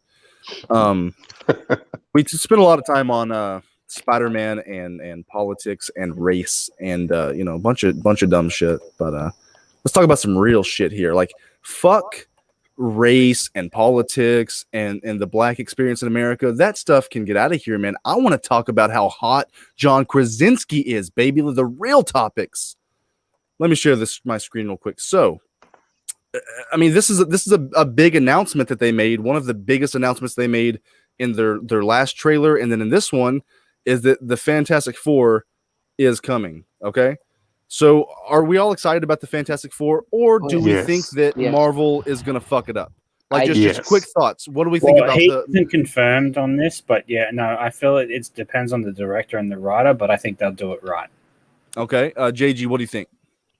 I'm praying that they do it right, because Fantastic Four is like one of my favorite Marvel teams. So, if they fuck up, I'm going to be the first to say you fucked up, right? And so, I'm praying to dear God that they do not fuck this up, especially casting. Casting has to be right. Sathwick, what do you think? I hope they do a good job. I think that, you know, I don't know. They need to get that same sort of vibe The Incredibles had. If they get that, I feel like they basically got it in the bag. Oh, hell yeah. Yeah. GeekSpeak, what do you think? Save your opinion on Krasinski. We're going to get to it. Yeah, okay. I agree with Sathwick. If they could get the kind of feel of like the first Incredibles, I think that would be money. I am in the middle because I want it to be good, because it's Marvel's first family, because it's been drugged through the mud a little bit. Not as bad as the X-Men property, but I mean, you don't look back on the Fantastic Four movies at all as any kind of decent. I mean, at least I don't. So I'm just hoping we get good casting and a good storyline. But like I said, I'm in the middle. Paul, you excited for Fantastic Four? I'm most excited for this movie. That's the only one I'm really excited for. And as I said, it needs to be John Krasinski and his wife Emily Blunt as Mr. and Mrs. Fantastic. I'm all for that casting choice. Anyone wants to fight me on that, do it right now, because I am going to smash you with so many points. We're going to go fisticuffs, hand to hand, the raid bloodbath style fighting after Philmelides tells me what he thinks. What do you think, Philmelides? Cautiously optimistic, because I think if they nail the Fantastic Four and the X-Men, I think that's 10 more years of the MCU being top notch. But I just have my doubts. You know, Doctor Doom, in my opinion, is the greatest comic book villain of all time, and I just know they're going to find a way to ruin it. You know, he's going to have some origin, and like he's sifting through some Sokovian rubble, and he finds some Stark tech or some shit. It's going to be some convoluted bullshit. And I'm praying that that's not the case. That's a great point. I think that's going to happen, honestly. That's a fantastic point, dude. Or like Reed and Doom, if they're in college together, they're going to be like studying fucking Tony Stark's fucking technology and shit. I mean, dude, it is kind of annoying that every villain just finds some Stark tech and then they just use it. Like, make your own fucking shit. I know they're trying to ground this universe and make it believable, but okay. Here's my thing. John Krasinski could not be more wrong for Mr. Fantastic. Change my mind. My second video I ever made on YouTube is John Krasinski should not be Mr. Fantastic. It was not well received. It has almost 200 likes and like 12 no, it has 200 dislikes, like 10 likes. People don't like that video, and I truly do not understand why. I need some. You guys seem like some intelligent people. I need people who aren't just triggered trolls to please, I'm begging, explain to me how Jimbo from The Office, this handsome, hot linebacker, could be Mr. Fantastic. If you can convince me that John Krasinski can be smarter than Tony Stark, I'll give you a cookie. Easy. Easy stuff. Quiet Place, he shows that he can act as the family man. Jack Ryan's show on Amazon, he shows he can do action. He can do very realistic action. He shows that he's also intelligent in that show as well, because he is a CIA analyst. Jack Ryan starts off as an analyst who figures out what's going on, and so he then goes into the field, which he's not used to, but he shows that he can do his action chops in that. But yeah, I go back to The Quiet Place. If you're looking for this is what the Fantastic Four is about. You want to see the family, right? You want to see the family accent. He does that in The Quiet Place. He shows that he has the family dynamic down. Plus, he has 2 daughters of his own, so he knows how to be he is a father in reality. And the second thing I would say is that he's got the action chops from Shadow Recruit, which is season 2 was even better. That show is fantastic. You haven't seen that yet. Then, if we move over to Emily Blunt, his wife, they both work really well on screen. Again, A Quiet Place proves that they both work really well on screen together as a husband-wife sort of duo. She has the action chops. We've seen her in many action movies. She also has the kindness that you can get with Sue Storm. We've seen that in her other films that she's done, such as like Mary Poppins, etc. So they both have those qualities that would make the intelligence aspect. Especially, he is the one driving the Jack Ryan show with the intelligence as the analyst. He's the one driving that. He's also the one briefing a lot of the higher up people on those things. He shows his intelligence, and I think he would get the tech numbo jumbo down very easily. Since MCU doesn't go, and the other thing I'll give the other thing too. They don't go hardcore with the tech in MCU.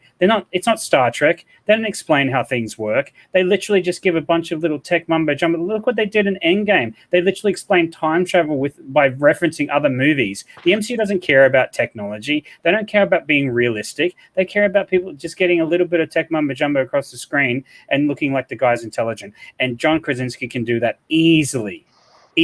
And if they don't do that and they don't go into the mind of Reed Richards, then it's going to completely fall apart and not work. They're not going to do that, man. They're not going to go, look, the MCU takes what they want from the comics and they leave what they don't want. They're not going to go full hardcore with Reed Richards. Otherwise, they would have already introduced him into the MCU and we would have had an actual proper civil This is why I will give my opinion. I'm also cautiously optimistic.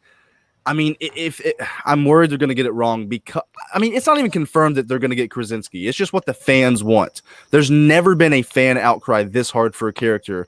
And I don't know if is there a precedent for like the fans crying for a character and getting casted? I don't know. This might be the first time. Benedict Cumberbatch is Strange. That was pretty. Yeah. That was a pretty big one. Was that a big of a movement as this one though? Because people were pretty happy when it was Ahsoka. When Joaquin Rosario Dawson, she was a fan movement. Okay, that's one. That's one. Yeah. So they have done it in the past. Okay, so Reed Richards is the smartest character in the MCU, arguably, or in Marvel Comics. Arguably, he's smarter than Tony Stark. You're telling me, and I've seen scenes of Jack Ryan, sexy hot.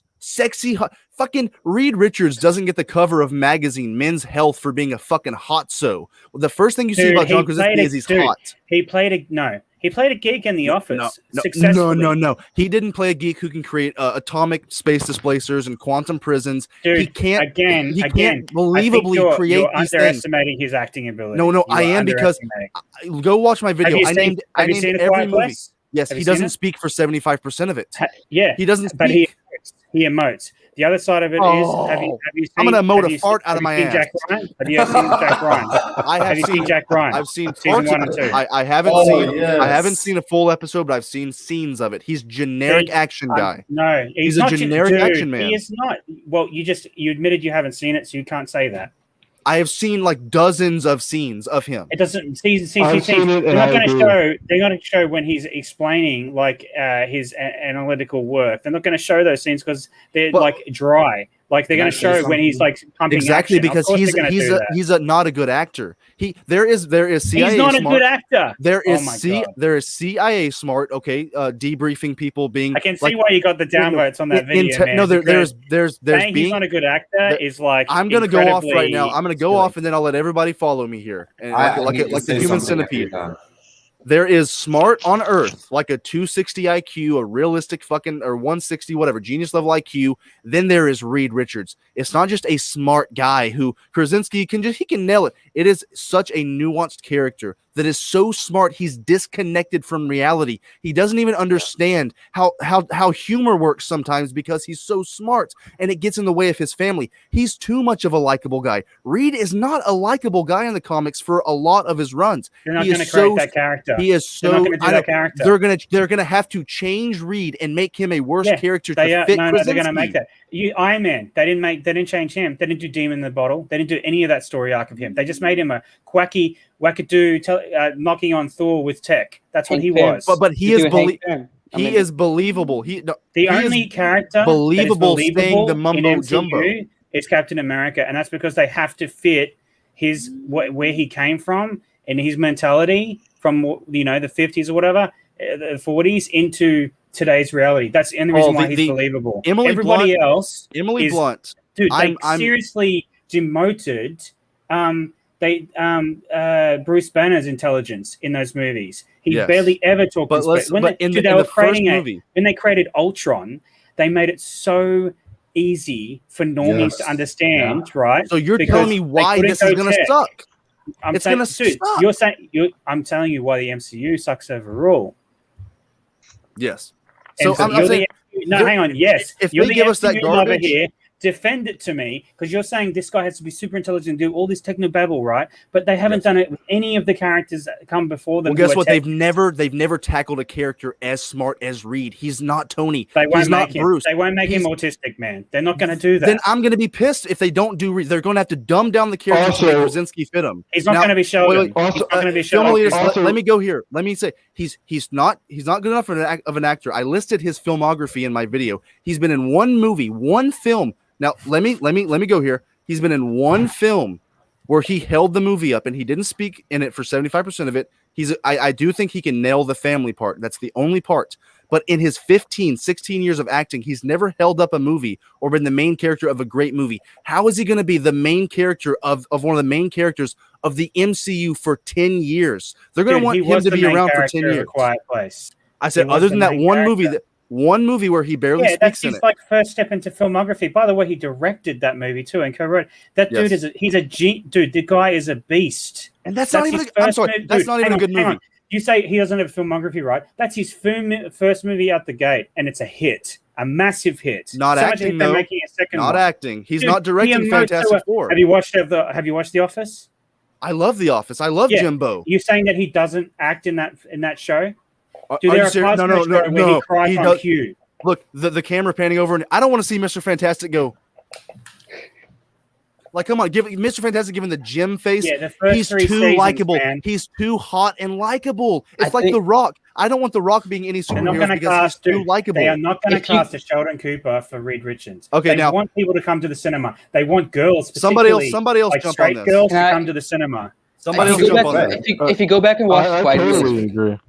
If you go back and watch The Quiet Place, right, he does kind of come off as an unlikable dude because he feels as if he doesn't care about his daughter or whatever.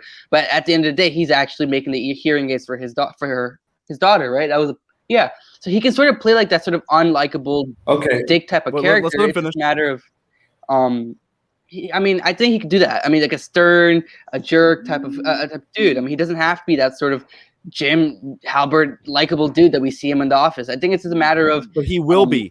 Don't you think they will make him that? Because it's the MCU. They can't help but joke around. He's going to be jokey Reed. If you go back and we look at Hank Pym, right? Well, what they did with Michael Douglas with Hank Pym. Yeah. Even though he's not as far as he goes in the comics, right? He's not beating his wife and all that. He's still kind of a jerk at times. He's kind of stern. If they pulled the same sort of thing with Reed Richards, I mean, I think it would work fine for that character. I mean, but Reed isn't Hank. He's way smarter than these guys. Well, I mean, the mumbo, like what Paul said, science mumbo jumbo isn't the MCU's strong suit, right? They're not going to go over here talking about I don't know, God knows, the smartest science thing ever. They're gonna simplify it, right? So honestly, it's at that point, it doesn't really come down to how far they go into the science. It's if can John Krasinski get into the personality of Reed Richards, and I think he can totally do it. Which is a genius level intellect above Tony Stark, right? Yeah, who is so reserved. Do you mind that if I jump in here? Families. Mm-hmm. Yes. Do you think that John Jimbo Krasinski? I'm judging him for The Office because people only want him in this because they love The Office and they think it's cute for him and his wife to be Sue. No, thank you. He will ruin the movie if he's Reed. Listen, you don't have to convince me, because what I think you haven't mentioned yet, but it's really important, is he needs to be that smart and come off that way, because the dichotomy between him and Dr. Doom is super important, and they're arguably the two smartest guys on the planet when it comes to Marvel. At least before Franklin is born, and there's a couple other people.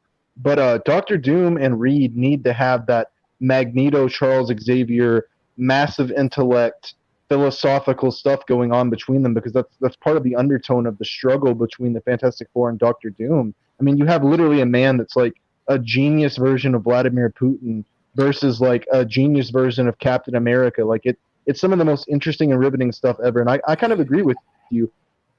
If we're going to get like a watered-down, sexy, muscled-up Reed that's kind of an action hero that's kind of brooding, but not brooding in a way that's like, I don't understand the world, but more like I'm brooding because I'm sexy for little kids to look at me on the poster, like Loki. I'm not into that. I totally agree with you. And it's not that I think he's like the worst choice or anything. I think that his wife being Sue would be fine, but I really don't see him as Reed. I see Reed more as like the guy that played Scarecrow in Batman Begins. Like that's who I see as like Reed. Eddie Redmayne would be the perfect Reed Richards. Yeah, someone like that. Someone that's kind of like gangly and has like that Stephen Hawking look to them. Yeah. Like you're an astrophysicist that breaks the space-time continuum and transcends the multiverse. Okay? You can't be a bearded up, jacked guy on the cover of Men's Health. I agree with you. Like that's not what that character is about. Now, I say, Paul, point, you're literally selling sex to me. Paul, you're literally chomping at the bit. Let's get GeekSpeak in here, and then JG. Okay. Yeah, go. Sorry. So Pickle, I know you have kids. I have kids. Family, as we know, doesn't have to. And JG, you have kids. Paul, do you have kids? Yep. Okay. And Southwick, I'm assuming you don't, right? I am a kid. Okay. So what I'm getting at here is I don't think that Krasinski came off as unlikable in A Quiet Place towards his kids because I have a kid, because these other people have kids. So I'm assuming the people who have seen it and who have kids here kind of understand the way he was in that movie. It's kind of hard to see or understand if you don't have a kid. So until you're not a parent, you really can't understand the full depth of why he was the way he was. So I don't think he came out as unlikable at all. I completely understand everything he did in that movie. Now, Paul is saying he's a family man in A Quiet Place. Totally, I agree. But he's not. He couldn't be the same family man as Reed Richards because, as Pickle was saying, Reed Richards isn't a family man. He's in the Fantastic Four, and the thing about Mr. Fantastic is he gets lost in his work. This is a guy that created a little pocket universe to hide an infinity gem. He gets lost in his work and his science and the greater good, to where he's putting all of that stuff before his family.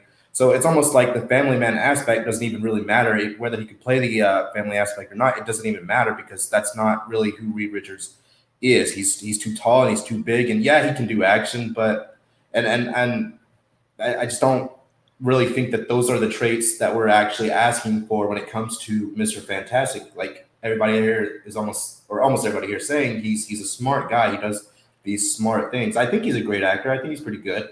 I just don't think he's the right fit for Mr. Fantastic. And same thing with Emily Blunt. I think she's a great actor. I don't think she's the right fit as Invisible Woman. And as soon as I don't want to get back into the race thing, but I wanted to say that they're not going to have Mr. Fantastic, a white man, come in and be smarter than Shuri, because they've already kind of hinted at that Shuri is smarter than Bruce Banner and Iron Man. So I have a hard time seeing them bring that in and having something like that happen. I can already see, the fight. I agree with you. I'm gonna put it out there. I don't think Krasinski will be cast as Mr. Fantastic. I don't think it's gonna happen. But if it does, this is what I'm saying. I don't like it. I think Blunt could do it though. I think she's a good choice. I think they're gonna be. It's definitely gonna be watered down. He's not gonna be as smart as he is in the comics, and he's not gonna be that same way. Like you guys are saying, Eddie Redmayne. I think he's probably a perfect choice to play because he's quirky. You know, watch him in Fantastic Beasts. He's got that perfect quirkiness to him, and yeah, he does kind of seem like a Stephen Hawking. I'm pretty sure he played Stephen Hawking in another movie. So I mean, that's the main thing I wanted to hit at here. And also, again, I wanted to mention Reed Richards created a pocket universe to hold and hide in Infinity Gem. You know, that's just how smart he is. He does these really cool, really smart things. So that's something I would hope to see in the Fantastic Four. Saying something like that was what would make me excited to see. I don't want to see any more of the same old quirky, you know, muscular guys. You know, we got that in Chris Hemsworth. We got that in Chris Pratt. We got that in almost all of the main MCU males. You know, so let's get somebody who's skinny and quirky and a geek, and it's just, you know. So JG, you know what I'm saying? Yeah. JG, do you honestly? I mean, you might disagree with me. Do you? If they nail Professor X, could you really see an Illuminati team with Doctor Strange, Black Bolt, Tony Stark? I mean, this is never going to happen. Tony Stark's dead. But could you see that Tony Stark, fucking Doctor Strange, Black Bolt, Namor, Professor X, and then fucking John Krasinski on the same level as them, and then he's supposed to be smarter? Do you really believe him as Reed Richards? I am 50-50 on this. Right, and I'll explain why. Intelligence in science and MCU is very generic. Right? You look at Tony Stark, right? He's supposed to be highly intelligent. They give him a few simple lines to make him sound more intelligent than what he is, right? You look at who's the other guy, Black Panther, right? He's supposed to be highly intelligent, but you really don't see it, right? He does a few little things to explain some form of intelligence, right? It's JG? I can justify Ashley's comment right there too, because we had a conversation about this in our last stream a little bit. Kang is. Okay, go ahead. Oh wait, I don't know. My bad. The Spider-Man, right? Supposed to be very intelligent. They throw little lines at him. It's very generic, right? So to make whatever the guy's name is intelligent, it's not going to be hard to do, right? And let's take The Office away, right? The Quiet Place. He did a great job in it. Jack Ryan, I've seen those episodes. He's phenomenal. Yeah, he's a great actor. Right?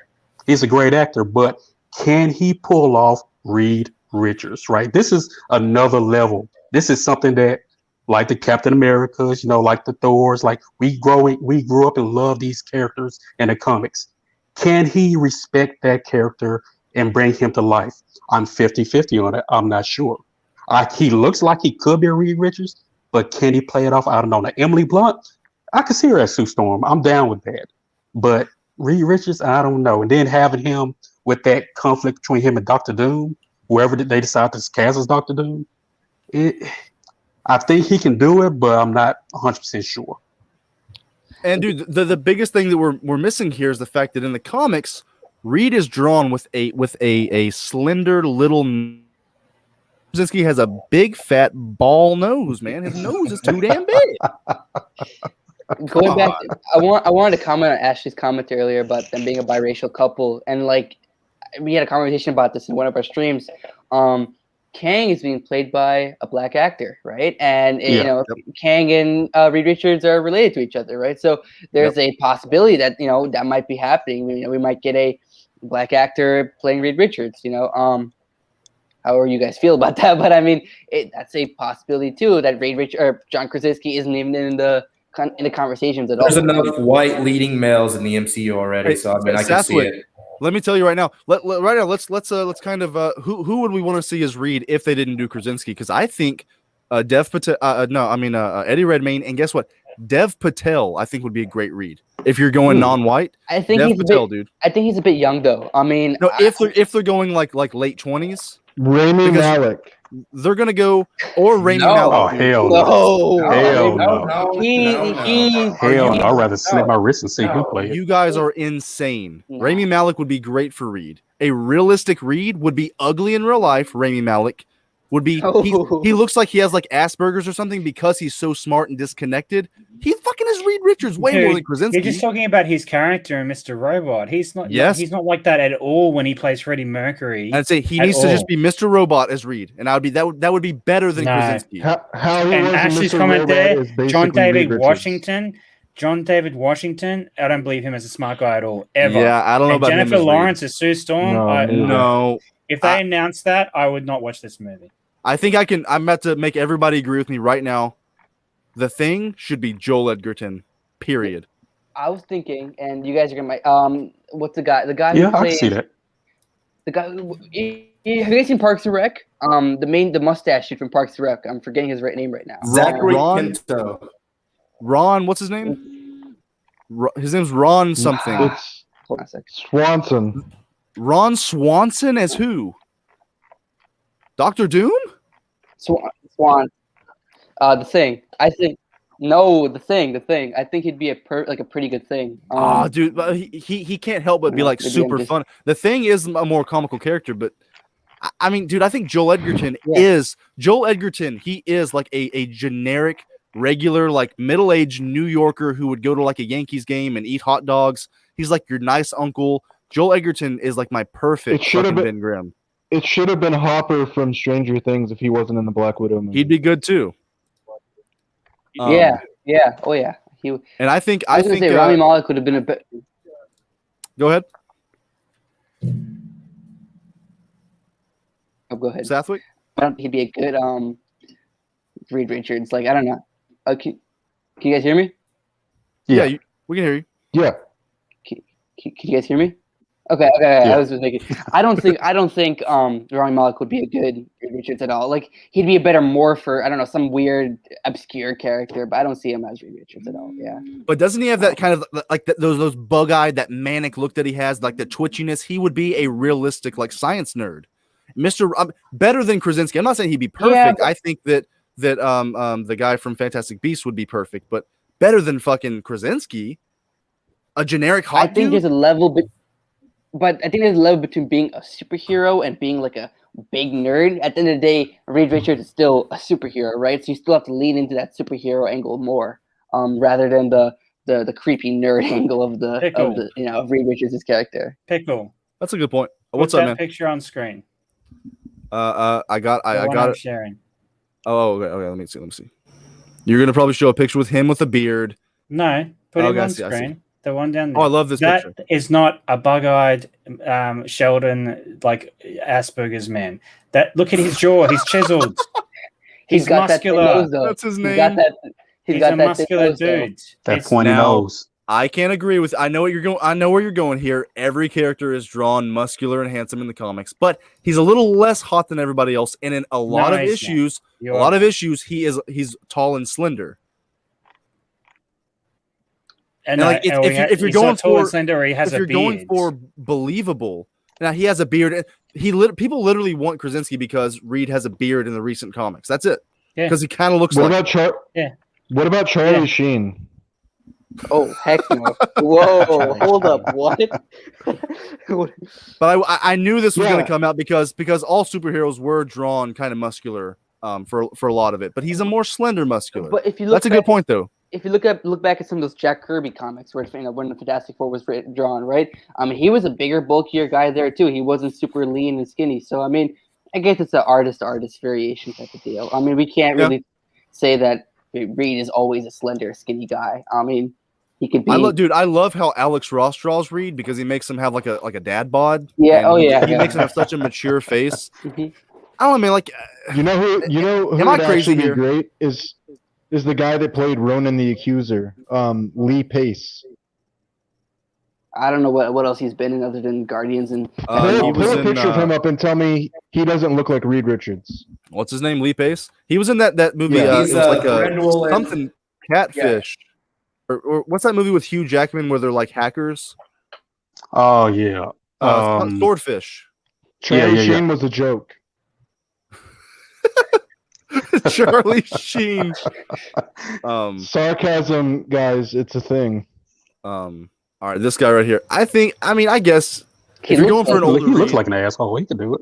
I mean, dude, like I know it's kind of generic at this point, but I would love fucking Billy Crudup is Reed Richards to me. He could believably be a genius. He looks just like him. He has like the soft tone of voice that Reed would have. He has that like Dr. Manhattan when he was like emotionless, perfect as Reed, but I think he's too old. They're going to go for more of like a team in their early 30s, late 20s. So Billy Crudup is definitely not going to be Reed. What do you guys think about the rumor? About Lee Pace would be a good choice for Doctor Doom. I don't know about that. What do you guys think about the Joseph Gordon-Levitt rumors? I don't care that he might. What's the rumor? Some people were saying he might be in the running to play Reed. I would be okay. He's also. Can you see him playing a genius level intellect at all? I can't. I could see him looking like Reed and doing the action, but he's like a more high level John Krasinski to me. But to be fair, if you look at someone like going back and seeing obscure casting choices, like I couldn't see Heath Ledger playing the Joker because all I think of is Knight's Tale, right? So like, I mean, I think at the end of the day, it's really some of these actors who have really good range, they can do whatever, right? But Southwick, he was nominated for an Oscar before he got Heath Ledger. Krasinski's never even been nominated for a Golden Globe. Nominations are worthless. Awards are worthless. So what we're saying ultimately, I do hate the Oscars. I mean, we don't care about the awards or anything. So let's just give it to Charlie Sheen. Give the guy a shot. I was going to say, to be fair, we did give Johnny Storm the role of Captain America, right? Dude, if I was 25 when they casted Chris Evans as Captain America, I would have been like right now. I would have been so against it. I'm going to end it by saying he proved me wrong. Multiple people have proved me wrong in the past, so I mean, Krasinski will as well.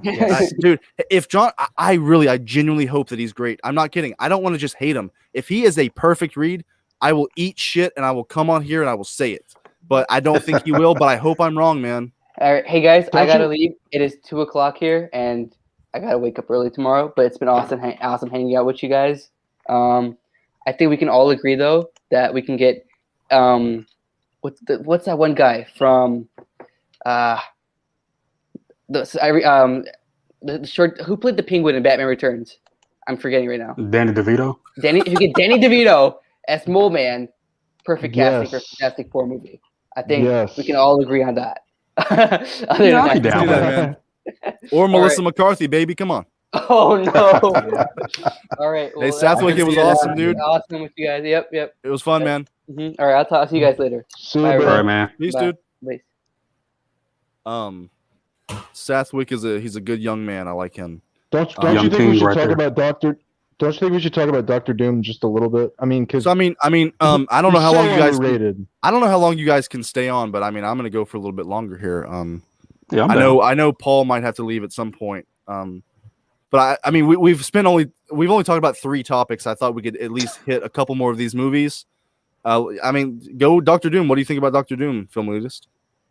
I'm just saying, I think it's super important that they get him right even more than they get the core team of the Fantastic Four, because Doctor Doom, to me, is Thanos on steroids. He's the greatest villain Marvel ever created. And the MCU, they've had a villain problem. So, I mean, you don't want to fuck that up, because that's your big bad of the next 10 years, in my opinion. Yeah. Do you think he's better than Magneto? I think he is, but I think Magneto's second. Yeah. I thought you said he's sexy. Yeah, he is. Yeah. I think, if you're going to go for like the next big villain of the MCU, I mean, you got to go Doctor Doom. I don't want it to be Galactus, like Doctor Doom, man. Doctor fucking Doom. I hope Dormammu comes back too, because I mean he was good in Doctor Strange. I want to see him go against the heroes. But yeah, dude, Doctor Doom, they have to nail him. They have to nail him, and then they have to have somebody who can believably, if they nail him. Let's say they had fucking Michael Fassbender as Doctor Doom. It wouldn't happen, but a great Doctor Doom. And then you got John Krasinski acting across from Michael Fassbender. It just wouldn't work to me. You just won't let it go, huh? I'm sorry. You're underestimating it, and you haven't seen any of the Jack Ryan. You've seen all the action scenes. Scenes aren't the full show, man. I've seen scenes of him speaking and stuff, like not just you action. You gotta watch that. In the trailer, you can maybe watch I'm wrong. Him speaking as well. You got to watch that show, man. Maybe I'm wrong. Paul, I'll say that I'm skeptical, but at the end of the day, I don't think it's like they've made way worse choices in my opinion, and I would definitely give it a chance, because I want it to be good. So you seen Captain Marvel lately? Oh, dude, yeah. They took Samuel L. Jackson, who's charismatic in even dog shit movies, and they made him uncharismatic in that movie. So that shows you what happened. That movie is like drained him of his charisma. That's incredible. That's a superpower all on its own. Rob Walt, I agree with you. I don't know if Doom should be the threat. I think it'd be a good idea if the rumor is true. If Doom is in Black Panther 2, he's set up, and then he's in Fantastic Four. I definitely think he needs the backstory. If he's going to be the villain in their first movie, he needs to be in something else first. I don't think we should, because you can't introduce 4 characters and Doctor Doom in one movie and do it justice. So either introduce him in something else first, make him this dictatorial. How do you say that word? The dictator type character. Dictatorial type character, and then put him in Fantastic Four.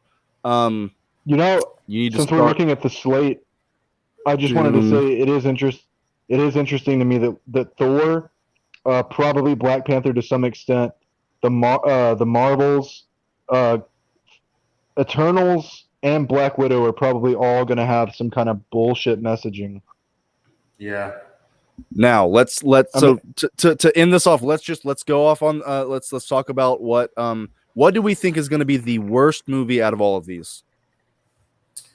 The Eternal. Thor Love and Thunder. Okay, JG. I would agree with that. Well, no, Quantumania. I think that's gonna be the worst. GeekSpeak. It's between Thor Love and Thunder and Quantumania. Elitist. I think it's the Eternals. I think it's going to be a trans allegory in space. Probably, yeah. Dude, I mean, why is everybody just looking over the Marvels? The Marvels is going to be. I mean, I don't know, but no, man. They have the literal embodiment of the feminist manifesto in a movie. It's going to be the worst thing that's ever been created. You think I'm Just a Girl was bad? Love and Thunder with She-Thor in it? Oh my god. That movie is going to be dog shit. But Paul, pure dog shit. Taika Waititi is a great director, and if anything, I think it will at least for half of it be funny. Oh, let's talk about this. What do we think about fucking Marvel casting Christian Bale, one of this generation's greatest actors, a character actor, as Gore the God Butcher, a F level villain? Like, do you guys also think that that's a waste of Christian Bale? It's a waste of him, but I think they're going to elevate the effort like they did with Guardians. They're going to elevate these guys to higher positions. Like Ant-Man is not really a huge character. Like he's not that big. Like, and then they, no pun intended. But then they brought him in and they made him part of the MCU in a different way, with Pym knowing Stark Senior, etc. So like, I feel like there's ways of them doing this stuff, creatively writing it. They can't creatively write like She-Thor as a non-feminist character unless they make a joke out of her. And they're not going to do that because they're woke. So we're going to get what we got in the panels of that comic. Anybody just look up She-Thor comic and read some panels. You will realize this movie is going to be garbage, complete garbage. I want to Rob Walt. So you're saying that because it has Kang that it should be great. I think that because the two Ant-Man movies are so pedestrian, they're so generic, the cinematography is so stale. People talk about no. They call Ant-Man the first movie is a good film. But like the cinematography, the way it looks, people talk about it was gray Marvel movies. Those are like the generic gray Marvel movies and anybody could have directed that. Paul, you could have directed that. It had no flair to it. Like I want to see. It had a lot of comedy. It had a lot of comedy in that movie. Thor: Love and Thunder will have a lot of comedy, but I'm saying the way it was directed. And if she dies, hang on. If She-Thor dies in the first moment of that film, like in the first 30 minutes, I'll be like, yeah, this has got a lot of comedy in it. Like, but and then Rob also the fact said is, you go ahead. Taika Waititi literally said he wipes his ass with the comics and our feelings. But he doesn't care about comic accuracy. He's a troll. He likes to be funny. Like that's he's like Rian Johnson with The Last Jedi. Same deal. He's not funny though. That's the thing. People think he isn't a funny guy. He's not funny. He's overhyped. He's made some good movies, Hunt for the Wilder People, but that is again a New Zealand-based film about New Zealand people. It's a fantastic movie, but it's based on their culture. When it comes to like Thor, Ragnarok was like a buddy cop comedy, and right afterwards his entire race gets wiped out. Like it didn't fit. They literally made a joke out of Thor and the Hulk and Bruce Banner, and it's just a savage. Quantumania is going to be a joke fucking movie. It's going to have more of the same shit we got in Ant-Man and the Wasp. It's going to be pathetic, except now that the Wasp is in it, there's going to be more of that feminism in there and female empowerment. And I'm not against female empowerment, but it's just going to be enforced in such a way that it's just going to be unbearable. Same thing with Thor: Love and Thunder. There's obviously a female future for all of the MCU. It's pathetic that they're doing this to Thor, the fucking god of thunder. Like they made him fat, they made him a joke, they made him. The greatest thing about Thor in Endgame was when he called the hammer to him and he said, "Yes, I'm still worthy." Like that was so great because he thought because he didn't kill Thanos that he was unworthy. So it was just a great scene, and then they end it with him making jokes to fucking Peter Quill and I'm the leader, but you're really the leader. Like it's just so stupid the way that they're treating Thor and that he's not the god of thunder. He's not the king of Asgard. It's pathetic the treatment that he's getting, and they're going to give the fucking hammer to Natalie Portman, one of the worst parts of the entirety of the MCU, and make her into Thor. Agreed. She's so generic in these. Like she's a good actress, maybe even great, and she's so generic as Jane. And JG, what you want to go off on any of these? I mean, fuck the Marvels too, because it's gonna have Captain Marvel, who's bland, boring. Then it's gonna have fucking what's her name from the Scarlet Vision show, and then we're gonna have Kamala Khan. So it's just gonna be the dumbest female fatality. Like I'm not excited for it. It's so remember that scene in Endgame where she said that she's not alone. It'll be a whole hour and a half of Paul. You said my least favorite scene. I fucking despise that scene. That woman because they're women. That's what that movie. The Marvels is going to be an hour and a half of that. Yeah. That's what it's going to be. She's not alone. Let us beat up these bad, evil men, white men. They can't be black men. They'll be white men. Oh God! I do think that Kang being in Quantumania does add a level to it if they execute him properly, because Kang is a fucking awesome villain. But they're not going to. He's going to be another generic villain. Rob Walt says that Jonathan Majors is playing King. I know he was in Lovecraft Country, but I've looked up his IMDb. He's never really been in much. Was he so good? Was he so good in that show that he deserved this role? I don't know. I can't speak on it. But the fact that Peyton Reed is directing it again, Peyton Reed is such a generic pedestrian director. It'll be mostly CGI anyway. Let's be honest. Yeah. So I mean, I don't know. I mean, I think Quantumania is going to be one of the lesser ones because the director is so pedestrian. And I love Paul Rudd, dude. Paul Rudd holds those movies up. Paul Rudd is above those movies with how good he is.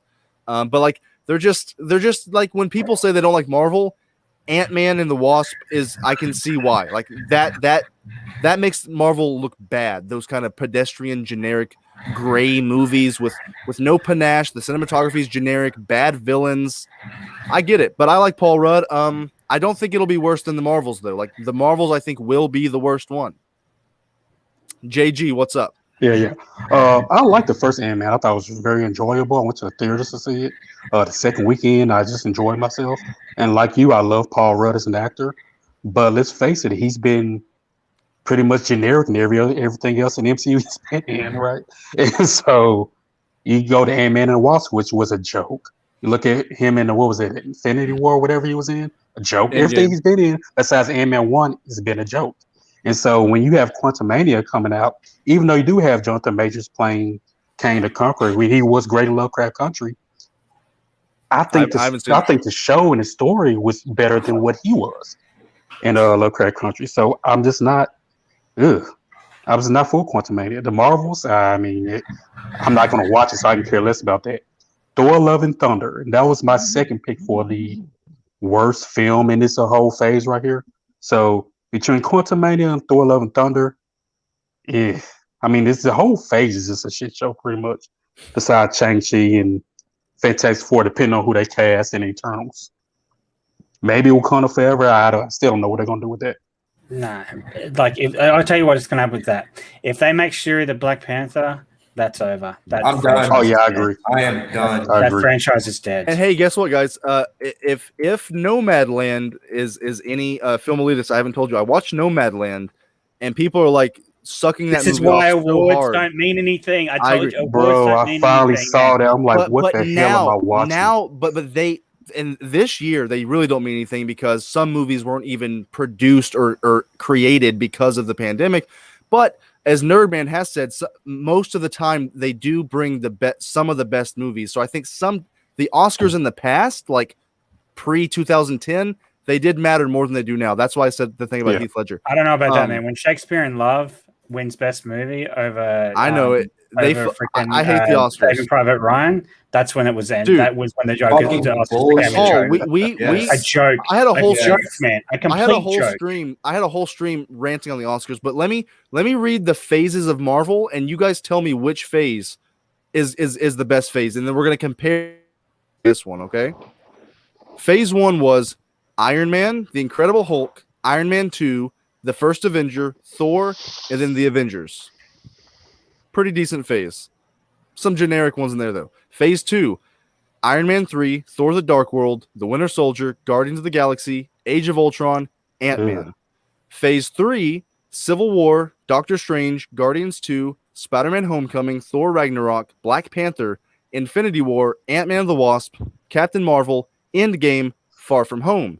Phase 4 is, of course, Black Widow, Shang Chi, Eternals, Spider-Man 3, Multiverse of Madness, Thor, Wakanda Forever, The Marvels, Quantumania, Volume 3, and I think Fantastic Four. It'll probably be, they're going to definitely push that to Phase 5, I think.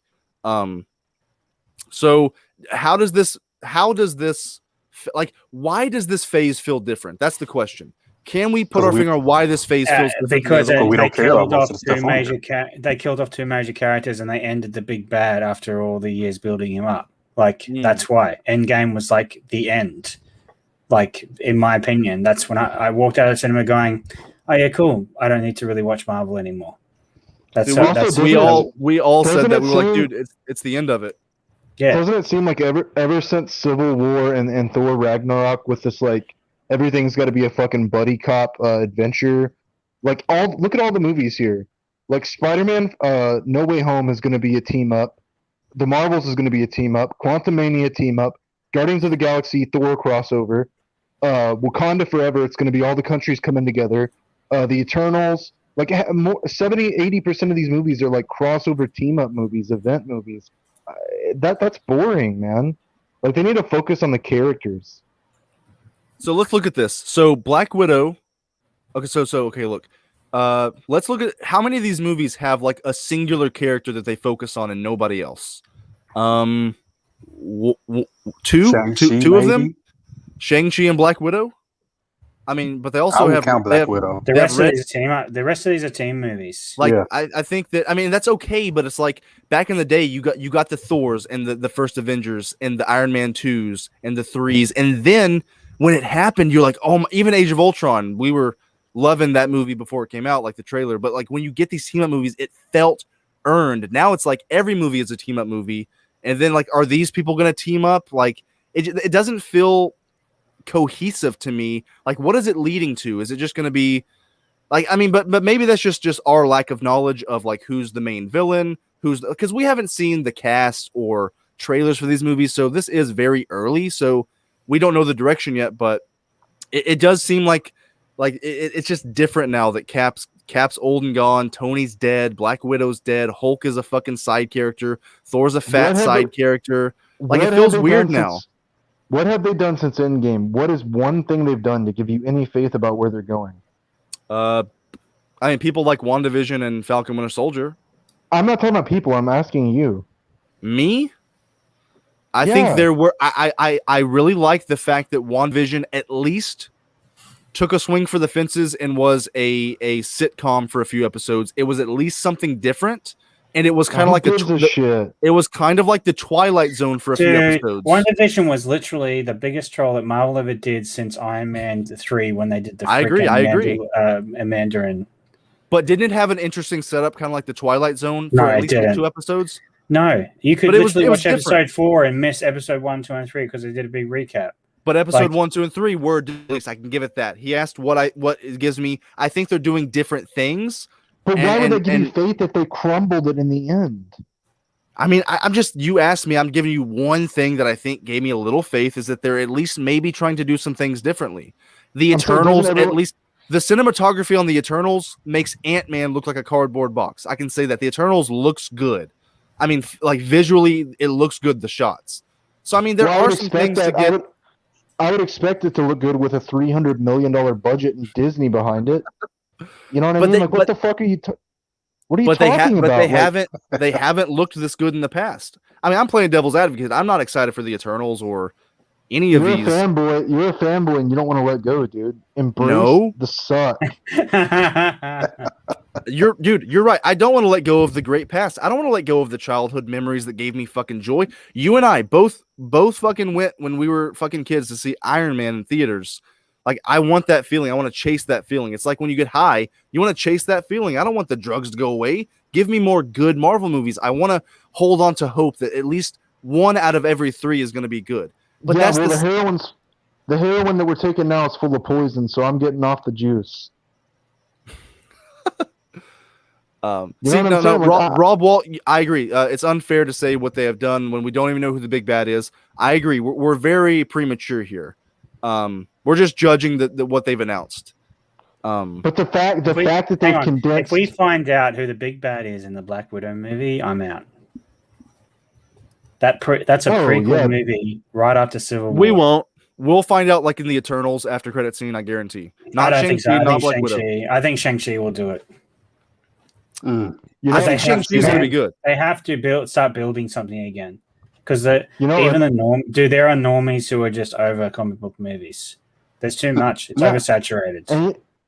And part of the problem now too is that they're doing all these shows. Like, there's too much. Yeah, the shows as well. It's like, I need to watch these shows now to know what's going on in this universe. Do you know what's happening, man? You know why those TV shows are useless? Falcon and Winter Soldier included, even though I enjoyed it more than WandaVision. You know why those shows are useless? Because at the start of Multiverse of Madness, we're gonna get a previously on WandaVision right at the start of that film to show us how she got the Grimhold and all the rest of it, in case the normies missed it. And in whatever the hell movie, we're gonna get where Sam's Captain America, and we're gonna get a little breakdown of how he became Captain America and who US Agent is. Those shows are useless. Like, they're not going to ever. They're gonna show them again, like in like little snips, to tell the normies, because a lot of normies won't be watching these shows. I do think they could have had Steve give Sam the shield, and then in Sam's next appearance, he just starts the movie as Captain America. We wouldn't have blinked an eye. But some people would say the show was important for the race. But like, this is a great point. Other than the race, why was that show needed? You could have just started the next movie with him being Captain America. That's a good point. I mean, now you're starting to get to the point of what we're talking about here.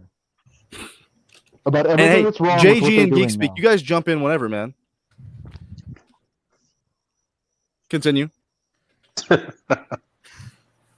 What's the point of life? No, it's not the point of life. I'm saying the point of what's wrong about what they're doing is it has nothing to do with this is needed or this is necessary to move the story forward. It's how can we continue to branch out every single property that we can dig out of the comics vault and turn it into a moneymaker for Disney. You know what I mean? They at least had some level of creative vision when Feige first got on there and Favreau first did the first Iron Man, where it was like, okay, we're setting up something that's never been done before, and we really want to pull this off. And what do we have to do to pull this off? Why hasn't this worked before in cinema? How can we do it? And they figured that out. But now that they've mastered that, they said, we don't give a shit about going back to the well and doing original creative stuff.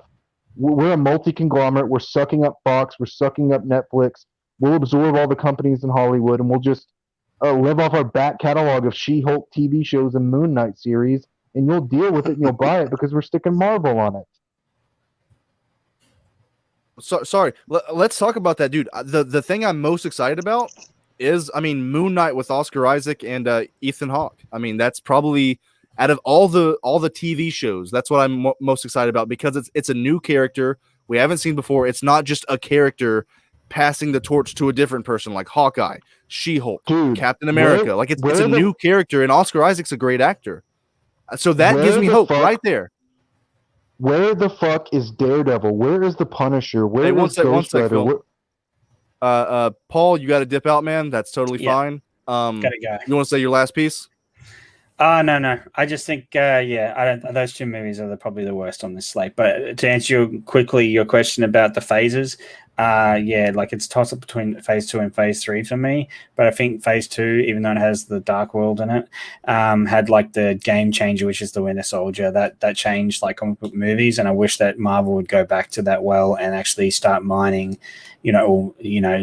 start mining like individual movies and interesting like concepts like spy thrillers, and Ant-Man's essentially a heist movie, like that they stuck a superhero in. Like they need to start doing more themed movies like that rather than these like team up movies, because this whole slate is literally team up.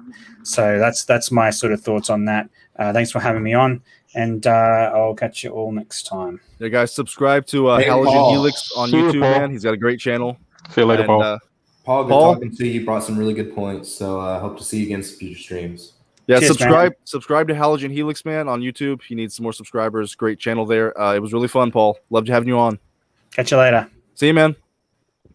See you, Paul. So Film Elitist, continue what you were saying. Sorry, man. I saw he had to dip out. I was basically just saying, I know that they had the problem with the TV rights or whatever, but Daredevil, the Punisher, Ghost Rider, these characters are more important than the Eternals or Shang Chi. You know what I mean? Daredevil is way more important of a character to me, at least personally. Way more compelling. The Kingpin is a more compelling villain. Who the fuck is the villain of the Eternals movie? They're just pulling shit out of their ass, dude. I mean, it's deep cut comics, but I mean, I will admit. Why. I'll tell you why, Film Elitist. Give us the answers to life, GeekSpeak. Film Elitist, they're doing it because they want to be more diverse, not because they actually care about being diverse, because they want to be more diverse to the people. So that's why they're bringing in all these random characters and all these random villains. I don't know anything about the Eternals. I don't know who their villain is going to be. I don't really know much about any of it. So the reason why they're bringing it in is, I think, is to be more diverse, to spread more different characters and all that BS. That's why they're doing it. Just like you said, they're pulling shit out of their ass right now because they want to be more diverse. Instead of focusing on these characters that are popular. Yeah. Yeah, he said Daredevil is a street level hero. I'm pretty sure he sold more comics than the Eternals or Captain Marvel combined. Yeah. Well, that's true. He's an A-level. He's an A-level Marvel character. Yeah, it's marketing and advertising, right? They want to oversaturate the market with Disney shit, right? And it's because it's like subliminal advertising, right? Where every time you look up, you see some Marvel stuff, right? You see Disney, Marvel. It's oversaturated, and they know people are going to eat it up. So they're going to throw out shit whenever they want because they know we're going to buy it. We're going to suck it up. I mean, not people who actually know better, but for the most part, like the kids, they're going to love it. It's going to sell toys. It's a moneymaker. I think Rob, let's GeekSpeak.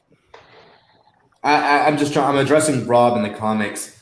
I don't think they care about the universe. I understand if you do, and that's fine. That's your opinion. But I mean, honestly, in my opinion, and I think most of these guys here can agree that they don't care about the universe anymore. It's kind of just like Star Wars and a lot of other properties that Disney owns at this point.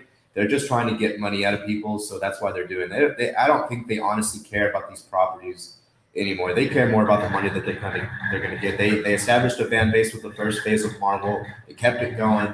Now that Endgame's over, they're moving on to these other phases. They're just trying to stay with the times. I don't think they generally care about the universe anymore. I don't think they're putting in the actual tender love and care that these characters need. I just don't think they're being taken care of any better than the DC is taking care of their properties. Wow, that's shots fired, man. I think that they do still care, but I think that they do care a little, but just maybe. Of course, when you're a company, when Marvel Studios wasn't this big conglomerate, when they were this little company and they were like fucking on not a shoestring budget, but a smaller budget, getting they didn't know if Iron Man was gonna work, and they were sitting there fucking rewriting the script on set like they had a fire under their ass to make a great movie. Now that they're so big, yes, it does seem like they've kind of we'll get you on here. They're going through the motions a little bit, but I will admit that if I was 12 years old right now and these movies were coming out, I would fucking be losing my mind. I mean, and I don't that's know what they're counting on. If I was 25 when Iron Man 1 came out, I don't know if I would be as much of a lover because now I am a fucking sad adult. But if I was 12 right now, I might love this lineup. I think that we're just getting old and we're not. Maybe Marvel movies are made for younger audiences because I'm kind of falling out of it. I mean, I'm just trying to be nice, or is it because the quality is dipping? I really don't know. I want to ponder that question. You do. Well, know you look at this, right? I was gonna say we have shows on Amazon Prime, like The Boys, come out, and you see this different take on these gritty, dark, gritty, takes on these certain comic characters that people love. It's like, well, fuck Marvel, what the hell are you doing? Right? Because how many times we said, hey, when is Peter Parker or whatever guy is playing Peter Parker going to grow up, right? We're waiting for these people to grow up and do more, right? So a lot of us, especially me, is tired of all the comedy and the jokes and all that stuff. I get irritated with it, right? Yeah. Somebody dies. Oh, let's make a joke right afterwards, right? You're like, no, like Tony Stark dies and Captain America comes in and just takes over the whole thing. Like people almost forgot Tony died, right? So it's I don't know what's going on. As far as the Eternals, I'm pretty sure it's supposed to explain a lot about what happened prior, because you have the Wanderers, you have the Celestials, you have the Deviants, Eternal, Celestial, Deviant War. You got so much that you have to explain in that one film. And so I have no idea what this phase is supposed to accomplish at all. Here's another thing. I was talking to Pickle about it because the Celestials or the what are they called? The fucking Eternals are on Earth, and that's another thing. If you're gonna do a show or a movie or whatever about these celestial beings, I'm just tired of everything being on Earth. The Infinity Stones are on Earth. Everything is happening on Earth. If you're really gonna truly be about outer space characters, then take them in fucking outer space. Because the only time we get that is with Guardians. And that's about to end with third volume. So I mean, these are celestial characters from what I understand. So take them into outer space. I'm tired of everything happening on Earth because then they got to go and explain, well, all this shit happened on Earth. Why didn't they help? Why didn't they help with the attack on New York? Why didn't they help with Thanos? If they were here, why don't they help? They have to come up with these explanations. So that's just another thing. I'm tired of everything happening on Earth too. So I just get away from it. I wouldn't mind a Silver Surfer movie. But are they going to put that on Earth? What can we get something else, in outer space, aside from the Guardians? So, okay, Can I address Rob? Let me address Rob first. Rob, I gave you my Twitter handle in the comments. I would love to have you on, man. And message me on Twitter. Maybe we can get on a stream together. But like this, I am a lifelong, well, not lifelong, but since I was 12 to the age of 20 right now, I guess. I love the MCU. Absolutely love it. I've seen the Avengers over 300 times. I can quote it with my eyes closed. I love these movies. Absolutely love them. So we're just predicting here. I mean, we don't really know much about these movies, the casting, the trailer, who the villains are going to be. I mean, these are just our early predictions. So yeah, I can't admit that we are being a little, we're getting ahead of ourselves, but I mean, we're predicting from what we've seen in the past to what they're giving us in the future. And it just doesn't look like the quality that it should be. But it's not just that. It's like you can directly take what they've been doing in the last phase and compare it to Iron Man 1. Thanks for watching, man. Iron Man 1, the Winter Soldier. Compare that to Captain Marvel or what Black Widow prequel. You know what I'm saying? Like stuff we've already seen the direction they're going. It's not just the stuff we haven't seen. It's the stuff we've been seeing. Ant-Man and the Wasp, Captain Marvel. That's a big departure from Avengers 1 Cap, the Winter Soldier, and Iron Man 1. Those are literal, top 10, top 15 comic book movies ever made. There hasn't been a top comic book movie made that wasn't Infinity War or Endgame in like the past 6 years. I mean, I know that Black Panther was pretty good and it got awards and stuff, but you know what I'm saying? Like, there's been a general downward trend with the comic book movies, in my opinion. It's not just Marvel. It's just oversaturation and laziness and bullshit. The last comic book movie that really blew me away outside of Endgame and Infinity War was Logan. And Marvel hasn't done anything close to that. They haven't sniffed that movie's jockstrap. Are you saying Marvel only, or does Joker count with Joaquin? Hey guys, we're about to get Rob Walt Joker on counts. Joker counts. Okay. Joker counts. That was like the last mind-blowing, like absolutely perfect, good comic book movie in my opinion. Like, and like you said, Marvel hasn't even touched that. Like, they have not even scratched the surface of that kind of. And to Killmonger, I think Aquaman is hot garbage, personally, buddy. Oh yeah. It's pretty bad. I'm glad you liked it, though. I really am. I'm not being sarcastic. No, I'm not the end all be all of Aquaman knowledge. I don't like to look down at people. I mean, if you love the movie, you love the movie. Like, Aquaman is my second favorite character. Period. I did not like the movie. I didn't hate it. I liked the action. I didn't like the rest of it. Didn't you name your son Orm or something like that? Me? I'm just kidding. My son's name is Arthur. Yeah, your son's name is Orm. His middle name is Ocean Master. Warren, what is up, my man? Hey, what's going on? Or Rob Walt. Rob Walt. Rob Walt. What's up, buddy? Oh, hell, guys, how are you all doing tonight? First off, what's up, man? It looks like you've been disagreeing with us quite a bit. You're a little more positive about the MCU future. I get all the skepticism, and I get where it looks like, but my thing is like, well, okay. You mentioned the Eternals, right? I mean, they're supposed to break down, like, link to the Inhumans, and they're also linked to the mutants, apparently. That's the rumor has it. And that's also going back to space, right? We have Strange and the Multiverse of Madness. That's magic, which we barely got much of, which I thought I was going to get that in WandaVision. Hey, I was disappointed. I was disappointed. So there's things I disagree with.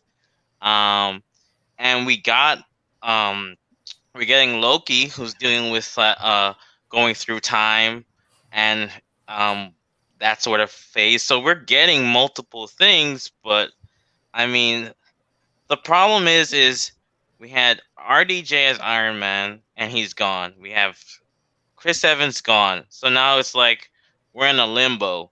What do we do? Who's gonna rise up to the occasion? And we haven't even gone through the phase before we can see who the big hero or who's the leader. So it's like, can I address that, Warren? Yeah. I think they had a perfect opportunity to put their nuts on the table and say Doctor Strange and Tom Holland are the new the new dynamic duo, but they took him out of WandaVision. Don't you think that Doctor Strange should be one of the main guys now? On the team? No, it's too powerful.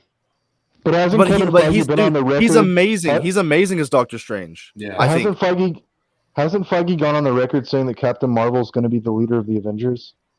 I don't know. I have no idea on that one. Something like that. Yeah. He said that she's the most. I mean, the way that he forced her into Endgame shows that she's going to be one of the leaders. I think that's where the skepticism comes from, is that we don't know for sure, and I'm hoping for the best, but it sure seems like they have a vision that they're kind of laying out.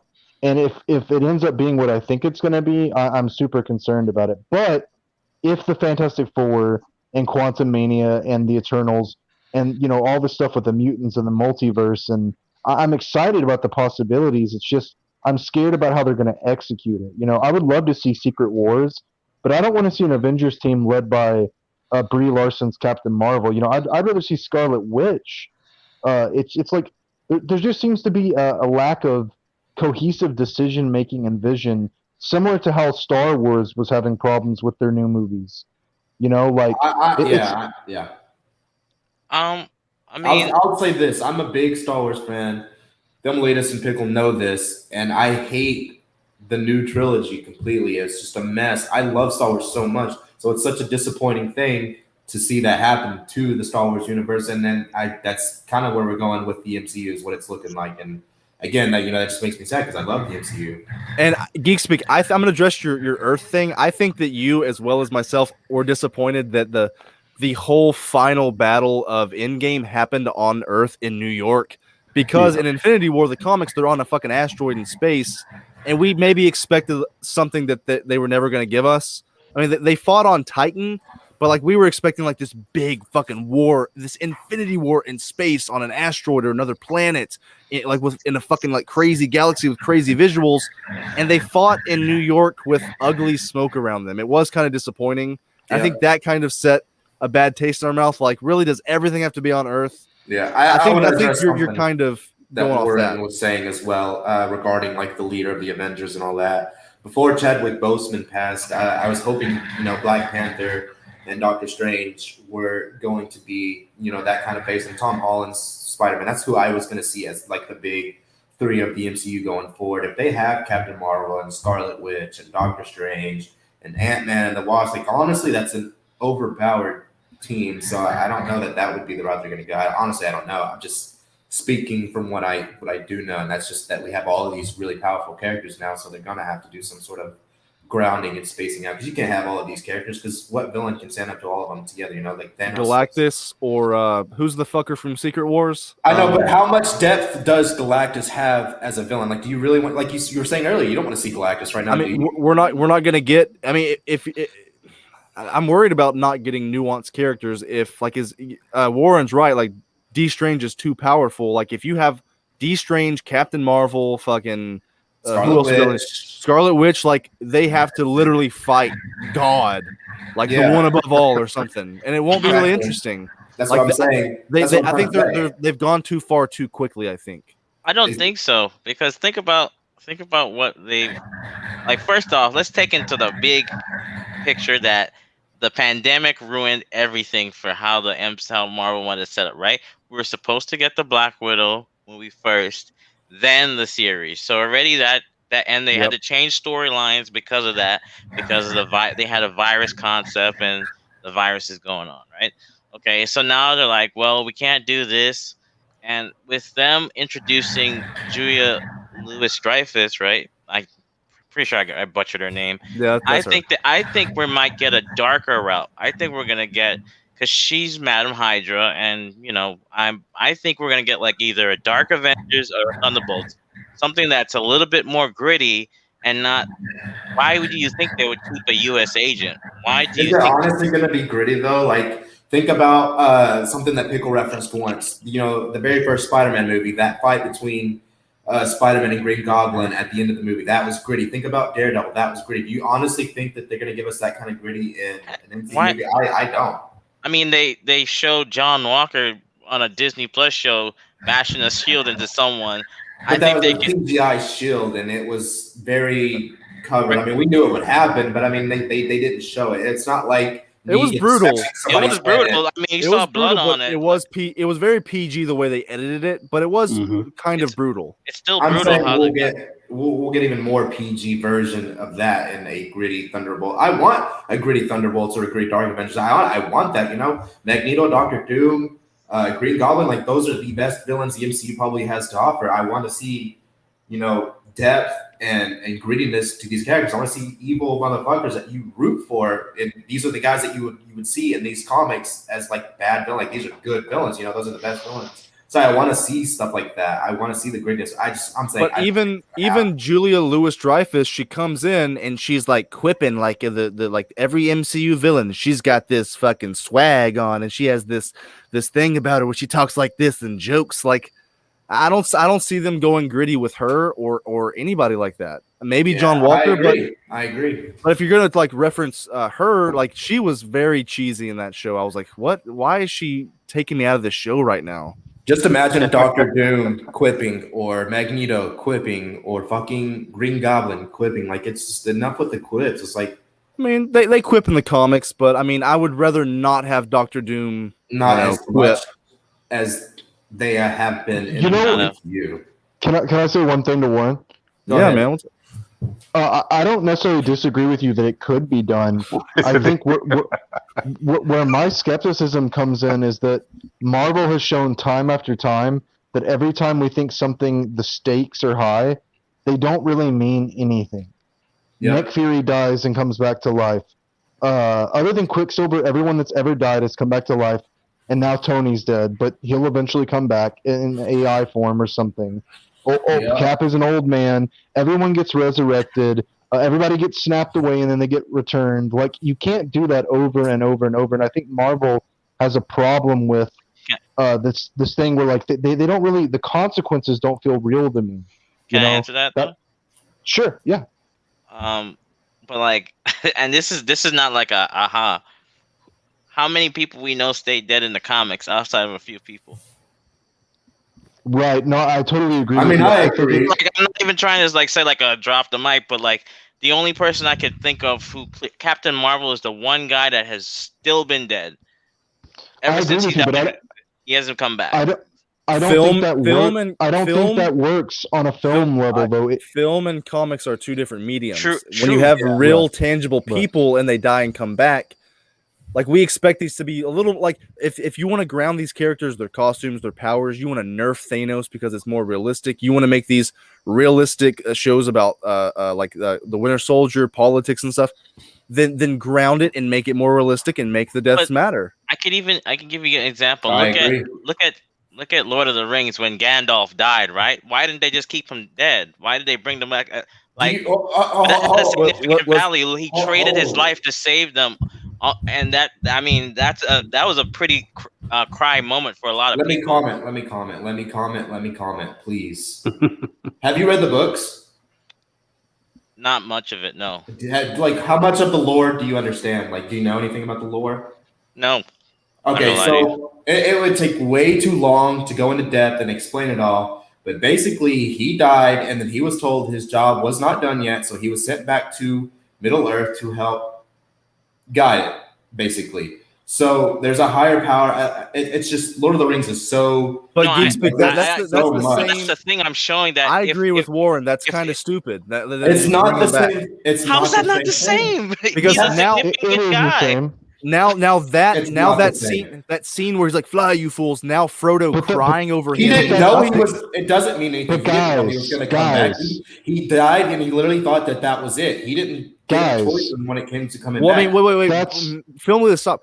Black Widow cried over Nick Fury, but then it came back and made that scene moot because he wasn't dead. So so I agree with Warren that it's the same thing in Lord of the Rings. Like, it takes away that emotional scene of Frodo crying over him if he just comes back. Not even 2 movies later, the next movie. But it's one. You have to know more about the lore to understand. No. In the movie, it was cheap and lazy. I don't care about the lore. I care about the movie. It's not cheap and lazy if it's following the books. But even if it's one character though in a trilogy, it's not every single character. That's the problem. It's not like Legolas died and he came back. That's true. It's one character, and there's just so many. There's just a higher power. Like, it's just too hard to explain. Like, it's a trope. People don't like tropes, right? It's very tropey. It's very like, that it never means anything, and it kind of takes the anticipation out of it, because I remember seeing the trailer for Age of Ultron and how dark it looked, and I was thinking, man, like, there's going to be death and carnage and consequence to like the Avengers' actions. And now it's 6-7 years later, and I'm thinking, even though that ride was worth it, the MCU ride of the first 3 phases, I'm glad that I watched all those movies. Really, I mean, do I need to watch any of them ever again? Because I know exactly what's going to happen. That's where I get like skeptical about it. Rather than being released as a spirit as normal, Gandalf was plucked out of the universe by their god and returned to life in a body and given an extra power as a reward. I can't agree with you here. I'm sorry. Look, GeekSpeak, I love you, but it's not like, the same thing. But no, in the movie, Warren, I'll let you go. In the movie, Warren is right that he just comes back, and they go, how he doesn't even say it. He's just like, I'm the white now. In the movie, it didn't really make sense. Warren, you go. Explain it very well. That's why. Yeah. But it's not cheap. It's not. It makes sense when you. But we're saying you need to separate the comics from the movies, so you got to separate the book from the movie too if we're going to do that. But this isn't the same thing. This isn't like the comics, because the comics just keep on going. Same characters, almost the same stories. There's been comics coming out since the 50s, 40s, whatever. This is a series of books. 3 books and then it's done. So why would they do that? Why would they change it that much? The thing is, my point was not to discredit the book and say it's not worthless. My point was showing a significant character in a series was brought back, and it was like, okay, we did this, it's back. Granted, you're saying higher power. The higher power could have literally said to them, if that's what you're telling me right now in a paraphrase to make it easier for me, let them deal with it on their own. They have to figure this out on their own, because sometimes the heroes need to do it on their own and not have a Gandalf help you. Let me explain it like this. His death was meaningful, but him coming back was also meaningful. There was meaning in him coming back to life. He was a came back for a reason. Look, I think any critical thinking adult can look at that and say that's lazy and it's a plot contrivance, him coming back, and they didn't explain it well enough in the movies. That is, like, out of the many things that's wrong with those movies, I do agree that that's one thing they should have. If it's like that, GeekSpeak, they should have explained it better in the movies, and they didn't. They should have explained it better, but that doesn't mean it's not meaningful. You know what's an even better example is Dragon Ball. Oh God. The MCU though, that's my problem. It's kind of become Dragon Ball-ish. Like, I love Dragon Ball. Exactly. But do I really feel the investment I used to feel? Because now I know kind of like what it is. Like, there's always someone more powerful. They always come back from the dead, and the good guys always win in the end. Like, what was great about The Dark Knight, this is the last thing I'm going to say, and I'll let you finish, I'm sorry, but the Dark Knight, what's so great about that is the Joker won, man. The Joker fucking won.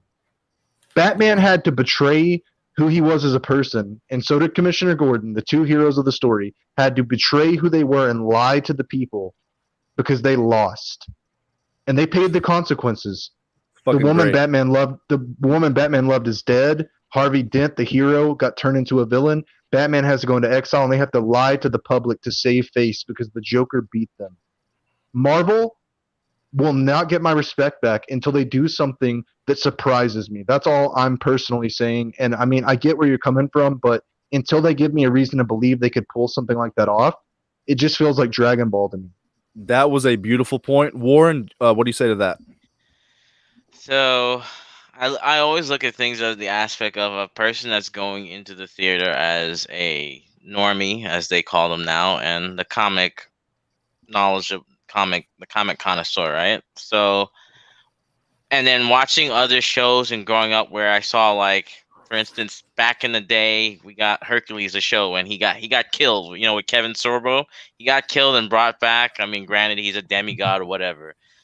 My point is that when you look at the comics, and since they get their source material, because from what I was told from a different guy, basically they have this huge archive, and they're like, here, look at it, and you can pick apart ideas. That's how I found out about that. So don't believe anything when they say they don't know about. There's to pinch you.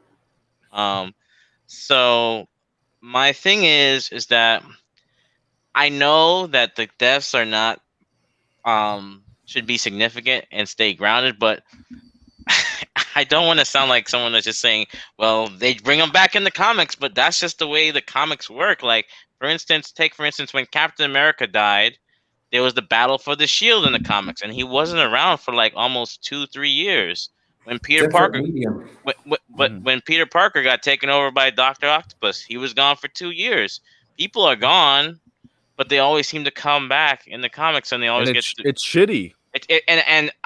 Do I not disapprove it? Of course, but I still read the story. I still pay attention to it. There's other aspects, like when Black Widow got killed in Secret Empire. I'm like, damn, that sucks. I liked her character. Warren, you're trying to basically say that because we've been complaining about things not being comic accurate enough. So, like, I complain about. Maybe you're not saying this, but I'll say this. I'll call myself out here. I complain about so many things not being comic accurate, people's costumes, what they look like, their race, their character to the comics. But then when they stick to the comics with the death thing, we complain about that it's too accurate to the comics. So even if you're not saying that, I will say that that's kind of a hypocritical thing for us to do. But also, you have to find the line between where comics and movies differentiate themselves, and when it's a real tangible person and they're trying to get us invested in it. I think that it's different than a disposable comic that costs $3 and like a movie ticket that costs $15 and you're invested in it and it's real people and it looks real. I think there is a difference, but I will call this out on the comic accuracy, but then sometimes we don't want comic accuracy. Can I ask you a question, Warren? Yeah. And then Jay. Yeah. Oh, I was just enjoying the conversation. Yeah, go ahead. You can jump in. Enjoying it. Like, damn. Yeah, I'm not trying to drone on too much. Like, I'm gonna say this. Like I keep saying, I know I sound like a broken record, but no, Age of Ultron. After that, all the comic accuracy just throw it out the window. Right? We see films after that, they do their own thing. Right? We see that there's a little thing on the screen when the film comes on by saying these. What does it say? These characters are based off the characters in the comics or something like that, right? Mm-hmm. And so what they're doing is they're taking these comic book characters and building their own story around it, right? So you're not going to get the comic book actually that we would like to have. And you're right, it is hypocritical for us to say, well, it's not like the comic, but then when something like the comic happens, like bringing people back from the dead who should be dead, oh, well, you shouldn't have that because it doesn't make sense. I mean, like you're right. Where do we draw the line? And so, as far as these phases, like I said, phase 1 through 3, they had a certain goal, right? Was make these films, connect them together, have a great ending, right? With this phase 4, we don't know what the hell's going on because we're trying to figure out how are these things going to connect together, right? You have the Eternals, right? And supposedly, like we mentioned before, it's supposed to connect, and one of my theories is, and I think I'm going to go full retard with it, they're going to say people like Steve Rogers and Bruce Banner are somehow connected to the Eternals some type of way. I just feel it in my bones because it's a reason why Bruce Banner was able to take their radiation and become the Hulk, right? There's a reason why Steve Rogers was the one that could take that serum and actually be mentally okay, right? And I really think they're going to try to have some connection with that. But see, what is K-Dot's? It's reading K-Dot's comment. But it's, and I know I'm a DC fanboy, so anytime Marvel fucks up, I'm happy. But at the same time, like I want to see great films, I want to see great superhero films, and I love the competition, but I don't because we're looking bad right now. So please, Marvel, keep fucking up. At the same time, do better. Can I just say something quick? I'm just happy that it's not a slate where I see a Captain America movie, an Iron Man movie, or a Hulk movie. I'm actually getting different things, and that's good. Like I want to see a different actor rise up to be that RDJ. I want to see that different actor to be Chris Evans. We need to give these people chances, and that's not like for instance when Heath Ledger was given the Joker, all people could be like, "Oh, you were in Brokeback Mountain, bro. Are you gonna be climbing his mountain?" like you know what I mean? Like we didn't give him a chance, and then all of a sudden, oh wow, he's a great actor. I can't believe it. What an Oscar! Like you get what I'm saying? Oh, I love you too, asshole. Warren, can I say one thing? Go right ahead. I agree with you. I think it's good that we're getting new stuff, and I'm fucking excited that the Fantastic Four and Doctor Doom and these X-Men, my second favorite characters ever, might be coming to the screen. It makes me happy, but I have this sense also that like it's not going to be what I want, and I don't think it's about people don't just stay dead. I think it's more like Batman didn't die in the Dark Knight trilogy, but you felt the consequences of what he went through. You don't feel the consequences other than Endgame and the Avengers and Infinity War and maybe Iron Man 1 and Winter Soldier. Almost every other Marvel movie, especially the recent ones, I don't feel the consequences of these people's actions. Well, we are starting to, though. I hope so. I mean, if that happens, I'll be more into it. I think it's less compelling when you don't feel the humanity, and I think that's what we were saying about Spider-Man earlier. And I think it's a complaint of the MCU lately overall. And I don't know. Like I don't care if Krasinski is Mr. Fantastic or if they want to make Shang Chi. just make me care, make me feel like these characters are going through something that I can relate to. Don't make me feel like I'm watching a movie. Make me feel immersed. Make me feel connected. I agree. And Warren, you were saying you like I respect the new characters coming in, but they are still making a Thor 4 and a Spider-Man 3 where they're bringing back 20-year-old characters. I mean, they're still it's like they're lukewarm with it. Either go all new and try something new, or stay with what people love, but they're kind of like dipping their toe in, like, we're gonna do some new stuff, but then some stuff we're gonna keep you around with a fourth Thor and a third Spider-Man. What do you think about that? Well, their whole sticking point is the pitch is the multiverse, right? We've heard it. The first time we got it mentioned was when Jake Gyllenhaal Mysterio was like, "There's a multiverse on my planet," and everybody was like, "Oh, but we all know Mysterio is being Mysterio, right?" Well, Doctor Strange, I mean, they literally showed us the multiverse, right? Mm-hmm. So we're getting and then I actually wanted to see. I slowed the movie for Ant-Man. I don't know if you saw in Ant-Man 2, but there's literally a city in the quantum realm. Yeah, I saw that. Nobody, and I was like, whoa, okay. And then I checked it out. That's the city where Kang does his stuff, I believe. Some people are like, the Fantastic Four might be trapped there, which I don't know. Okay, that's just capping. But I saw that. Okay, my thing is, I love this whole time going back and forth because it's fun, it's cool. There's ramifications. You were talking about about the ramifications of Endgame.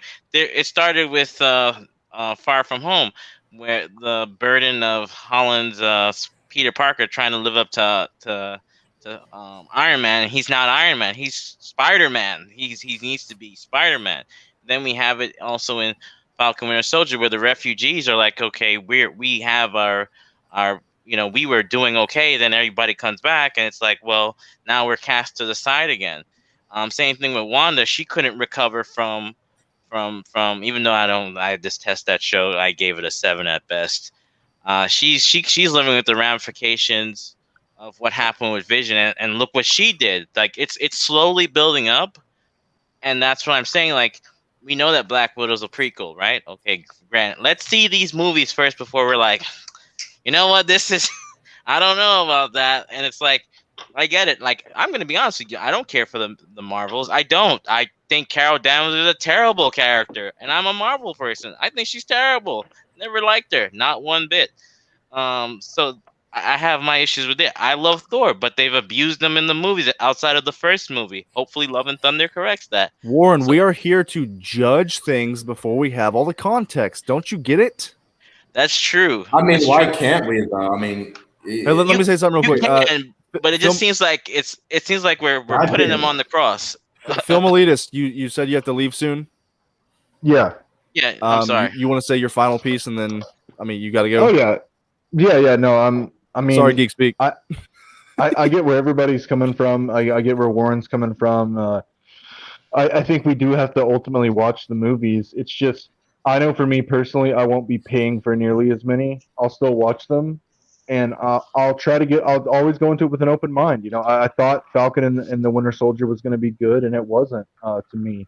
So I'll keep going in with an open mind. And, you know, I have a gut feeling that, like, there's just not the same level of attention to the characters. And until they get back to that, I'm skeptical. But I'm still going to watch, and I think you're right. We can't definitively say until we see it. All right, man. That's a great last thought. It was fun having you on. If you have to leave, we're going to end it pretty soon after you leave anyway. All right. Peace, guys. It was awesome, dude. Good talking to you. All right. So does anybody have any last thoughts? I know GeekSpeak, you have something you want to say, and then we're past 3 hours here, so I'm going to try to wrap it up.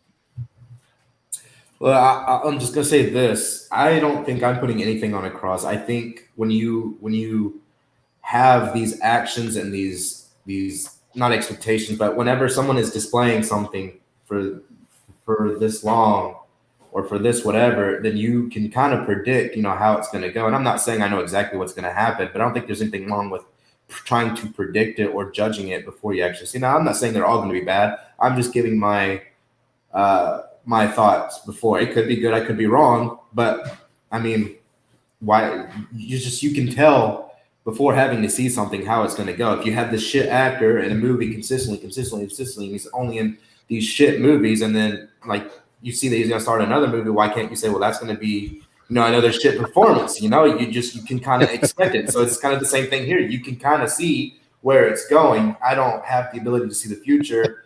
I'm not trying to put anybody on the cross, but I have an expectation. It just doesn't take a genius to see where some of these things are going to go, especially with the comments from Kevin Feige on the whole Scarlet Witch thing. Like, you just can kind of predict how things are going to go. Now, I could be wrong. These could all be great, or none of them could be great. I'm not saying, I'm just on the fence, and I'm waiting till I see more stuff before I say what I think, and that's what you're saying. I understand, because a lot of people are saying that in the comments, how can you judge something before you've seen it? How can you can see a trailer for something, you haven't seen the movie, so can you say that based off the trailer it looks good or looks bad? Yeah, you can. I thought Mortal Kombat looked great based on just the trailer, and then I was hell fucking wrong. So it's okay to give your opinions and judge these things before you see them. I'm trying to keep an open mind as well, and that's what I'm doing. I'm just on the fence. I'm keeping an open mind, but I don't have faith in them. I have a feeling that they're not going to be great. I have a feeling that they're going a specific route, and we don't know where they're going. But I mean, again, GeekSpeak, can you admit? I can admit. Can you admit that? I think a big part of it is also the fact that the first wave of MCU, like, they were more characters we cared about, like the Hawkeyes and the Thors and the Captain America, Iron Man. Now it's like the Eternals, Shang Chi. They're going out there and doing different things, and maybe we're not as familiar with those characters, so we don't care as much. I can admit that that's a part of it for me. But they're also just trying to be ethnically appropriate and be more diverse. It's not because they genuinely care, because they think these characters have a genuine story to tell. Now, I'm not saying the characters don't have a story to tell. I'm just saying that they're just trying to be diverse. That's all that is, in my opinion. Warren, do you have any last thoughts, man? Well, I just gonna say that trust me, I want both comic fan bases to do good. I want DC to do good, and I want Marvel to do good. Absolutely. And trust me, there were hiccups along the way for Marvel. Not all their movies were good. Some of their movies were other dog shit. So I'm keeping an open mind. I had a thing for Iron Man. I thought, that was the movie I went and see 3 times, the first one. So it sucks not going to see Tony Stark. But, we got a new slate, and I'm going to take it from there. And I think I totally am okay with, it could be also me being a little bit defensive and biased a little bit. We all are. So I can admit that. But let's just give these characters and actors, and hopefully the story plays out. That's all I'm hoping for.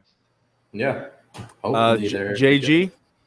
Yeah, well, first, let me apologize to Ashley for not getting her permission. I await my punishment later on. I mean, you look at the phases 1 through 3, right, and the characters, and for the most part, the casual fan knew who vast majority of those people were, right? We're in phase 4 where I think the casual fan doesn't know who any of those people are for the most part. The casual fan didn't know about Iron Man either, but yeah. You're right. And so, or at least they've seen Iron Man. They probably know who he was. He's more popular than the Eternals or Shang Chi. Yes, exactly. And we're looking at phase 4, and you're right. There's a lot of diversity thing going on. There's a lot going on, and I don't know, man. And like Ashley said, they are introducing a new group of heroes.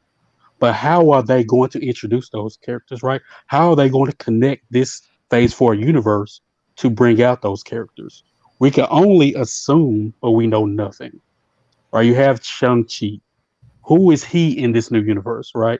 You have the Eternals. We know what they're about. Well, people know the comics know what they're about. but what significance are they to this new phase besides, bringing in the X-Men supposedly and explaining Thanos or whatever, right? And you have a whole lot of Marvels, right? You like what is their purpose? What is the purpose of these people in phase 4? And to me, that is the big question, right? And Black Panther 2 possibly bringing in Namor. We don't know. And that's the thing, like the unknown is what's bothering me. Maybe they're just introducing different characters, and then maybe they're not gonna all team up, or maybe they're just gonna. Those are the characters they thought should team up to fight Galactus in 5 years. And maybe we just don't like it because it's not a team from the comics. But maybe that. I don't know why it feels weird. It feels different. Just doesn't feel as cohesive as. But maybe I'm saying I don't know. I like to call myself out as a comic fan because maybe it's because I knew the Avengers from the comics, so I was excited. But like the Eternals meeting Shang-Chi, meeting Tobey Maguire, I don't care about that because I didn't see it in the comics. So maybe that's it, or maybe they're not gonna have a team up movie. I don't know. Like I say, I don't know, man. It's very weird. It's extremely weird. And I remember in theaters, was it Captain America the end or whatever ending? And after the credits roll, you had this little trailer of the Avengers together, right? And that got everybody there was so hyped up for it. When? I don't see any hype for anybody. When was it? It was after one of those movies. It wasn't after Incredible Hulk, or it was something at the end. After you saw Captain Thor America, and all those guys in the room together. After and it's Captain like, America, yes. the first Avengers, they had the teaser for the Avengers. Yes. And we were so hyped for it. Dude, absolutely lost my shit when I saw that. And I hate Marvel, and I was hyped for that, right? And so now, where's the hype, right? Besides maybe Doctor Strange and the Multiverse of Madness because of what it could be, right? And I think now the hype is what these things could bring out. But as we see with Marvel lately, MCU lately, it's been a lot of duds as far as the theories compared to what we actually see. I think that once we're gonna get some baller trailers for these, and then we're gonna be like, God damn it, that looks good. And then I think I don't know, man. I think that some of these movies are gonna be good, and I think once we see if they show us Maguire in the trailer, which I don't think they will, but if they would, that would be the hype. That would be the absolute mind-blowing moment. If they are smart, they need to show them in the trailer because that will make this movie hit like close to $2 billion. Because it'll literally get people who are in their 40s to be like, holy shit, he's back. Like I watched that when I was 20. Like, yeah, okay, I didn't care about Spider-Man 3 in the MCU. I'm going to see it now, and I'll take my kid. That's an extra $10 they're going to get from the 40-year-old who was 20 when they watched Maguire. So, like, they need to show Maguire if they want that mind explosion moment. I don't think they will, though. Any last thoughts? Any more positives or negatives? Thanks for dealing with me. Yeah, man, Warren, it would have been cool to have you on a little earlier, man. But we were all packed, and K. Dot, you too, man. I would love to have you on. MSK, all you guys. But I want to get Matt Lawrence on here. Get Matt Lowry. But yeah, man, definitely we'll all stay in contact and do some more streams together. I know that a couple of us are going to get together and do a Marvel versus DC stream pretty soon, so I definitely want to recruit all of you guys as my Avengers. You're dead. So I'm going to accrue a team of Earth's Mightiest Heroes to go against the DC side. Let's see this. All right, got my notes ready. Let's go. Oh, I hate you too, man. Thanks, man. You hate me last night. You know what happened. Warren sucks. Oh man, that's fantastic. Well, guys, this was fun. It ran a little longer than I thought, but I mean, we had some good conversation. We had some laughs. Some people got triggered. I got a little triggered, and we had some good times, man.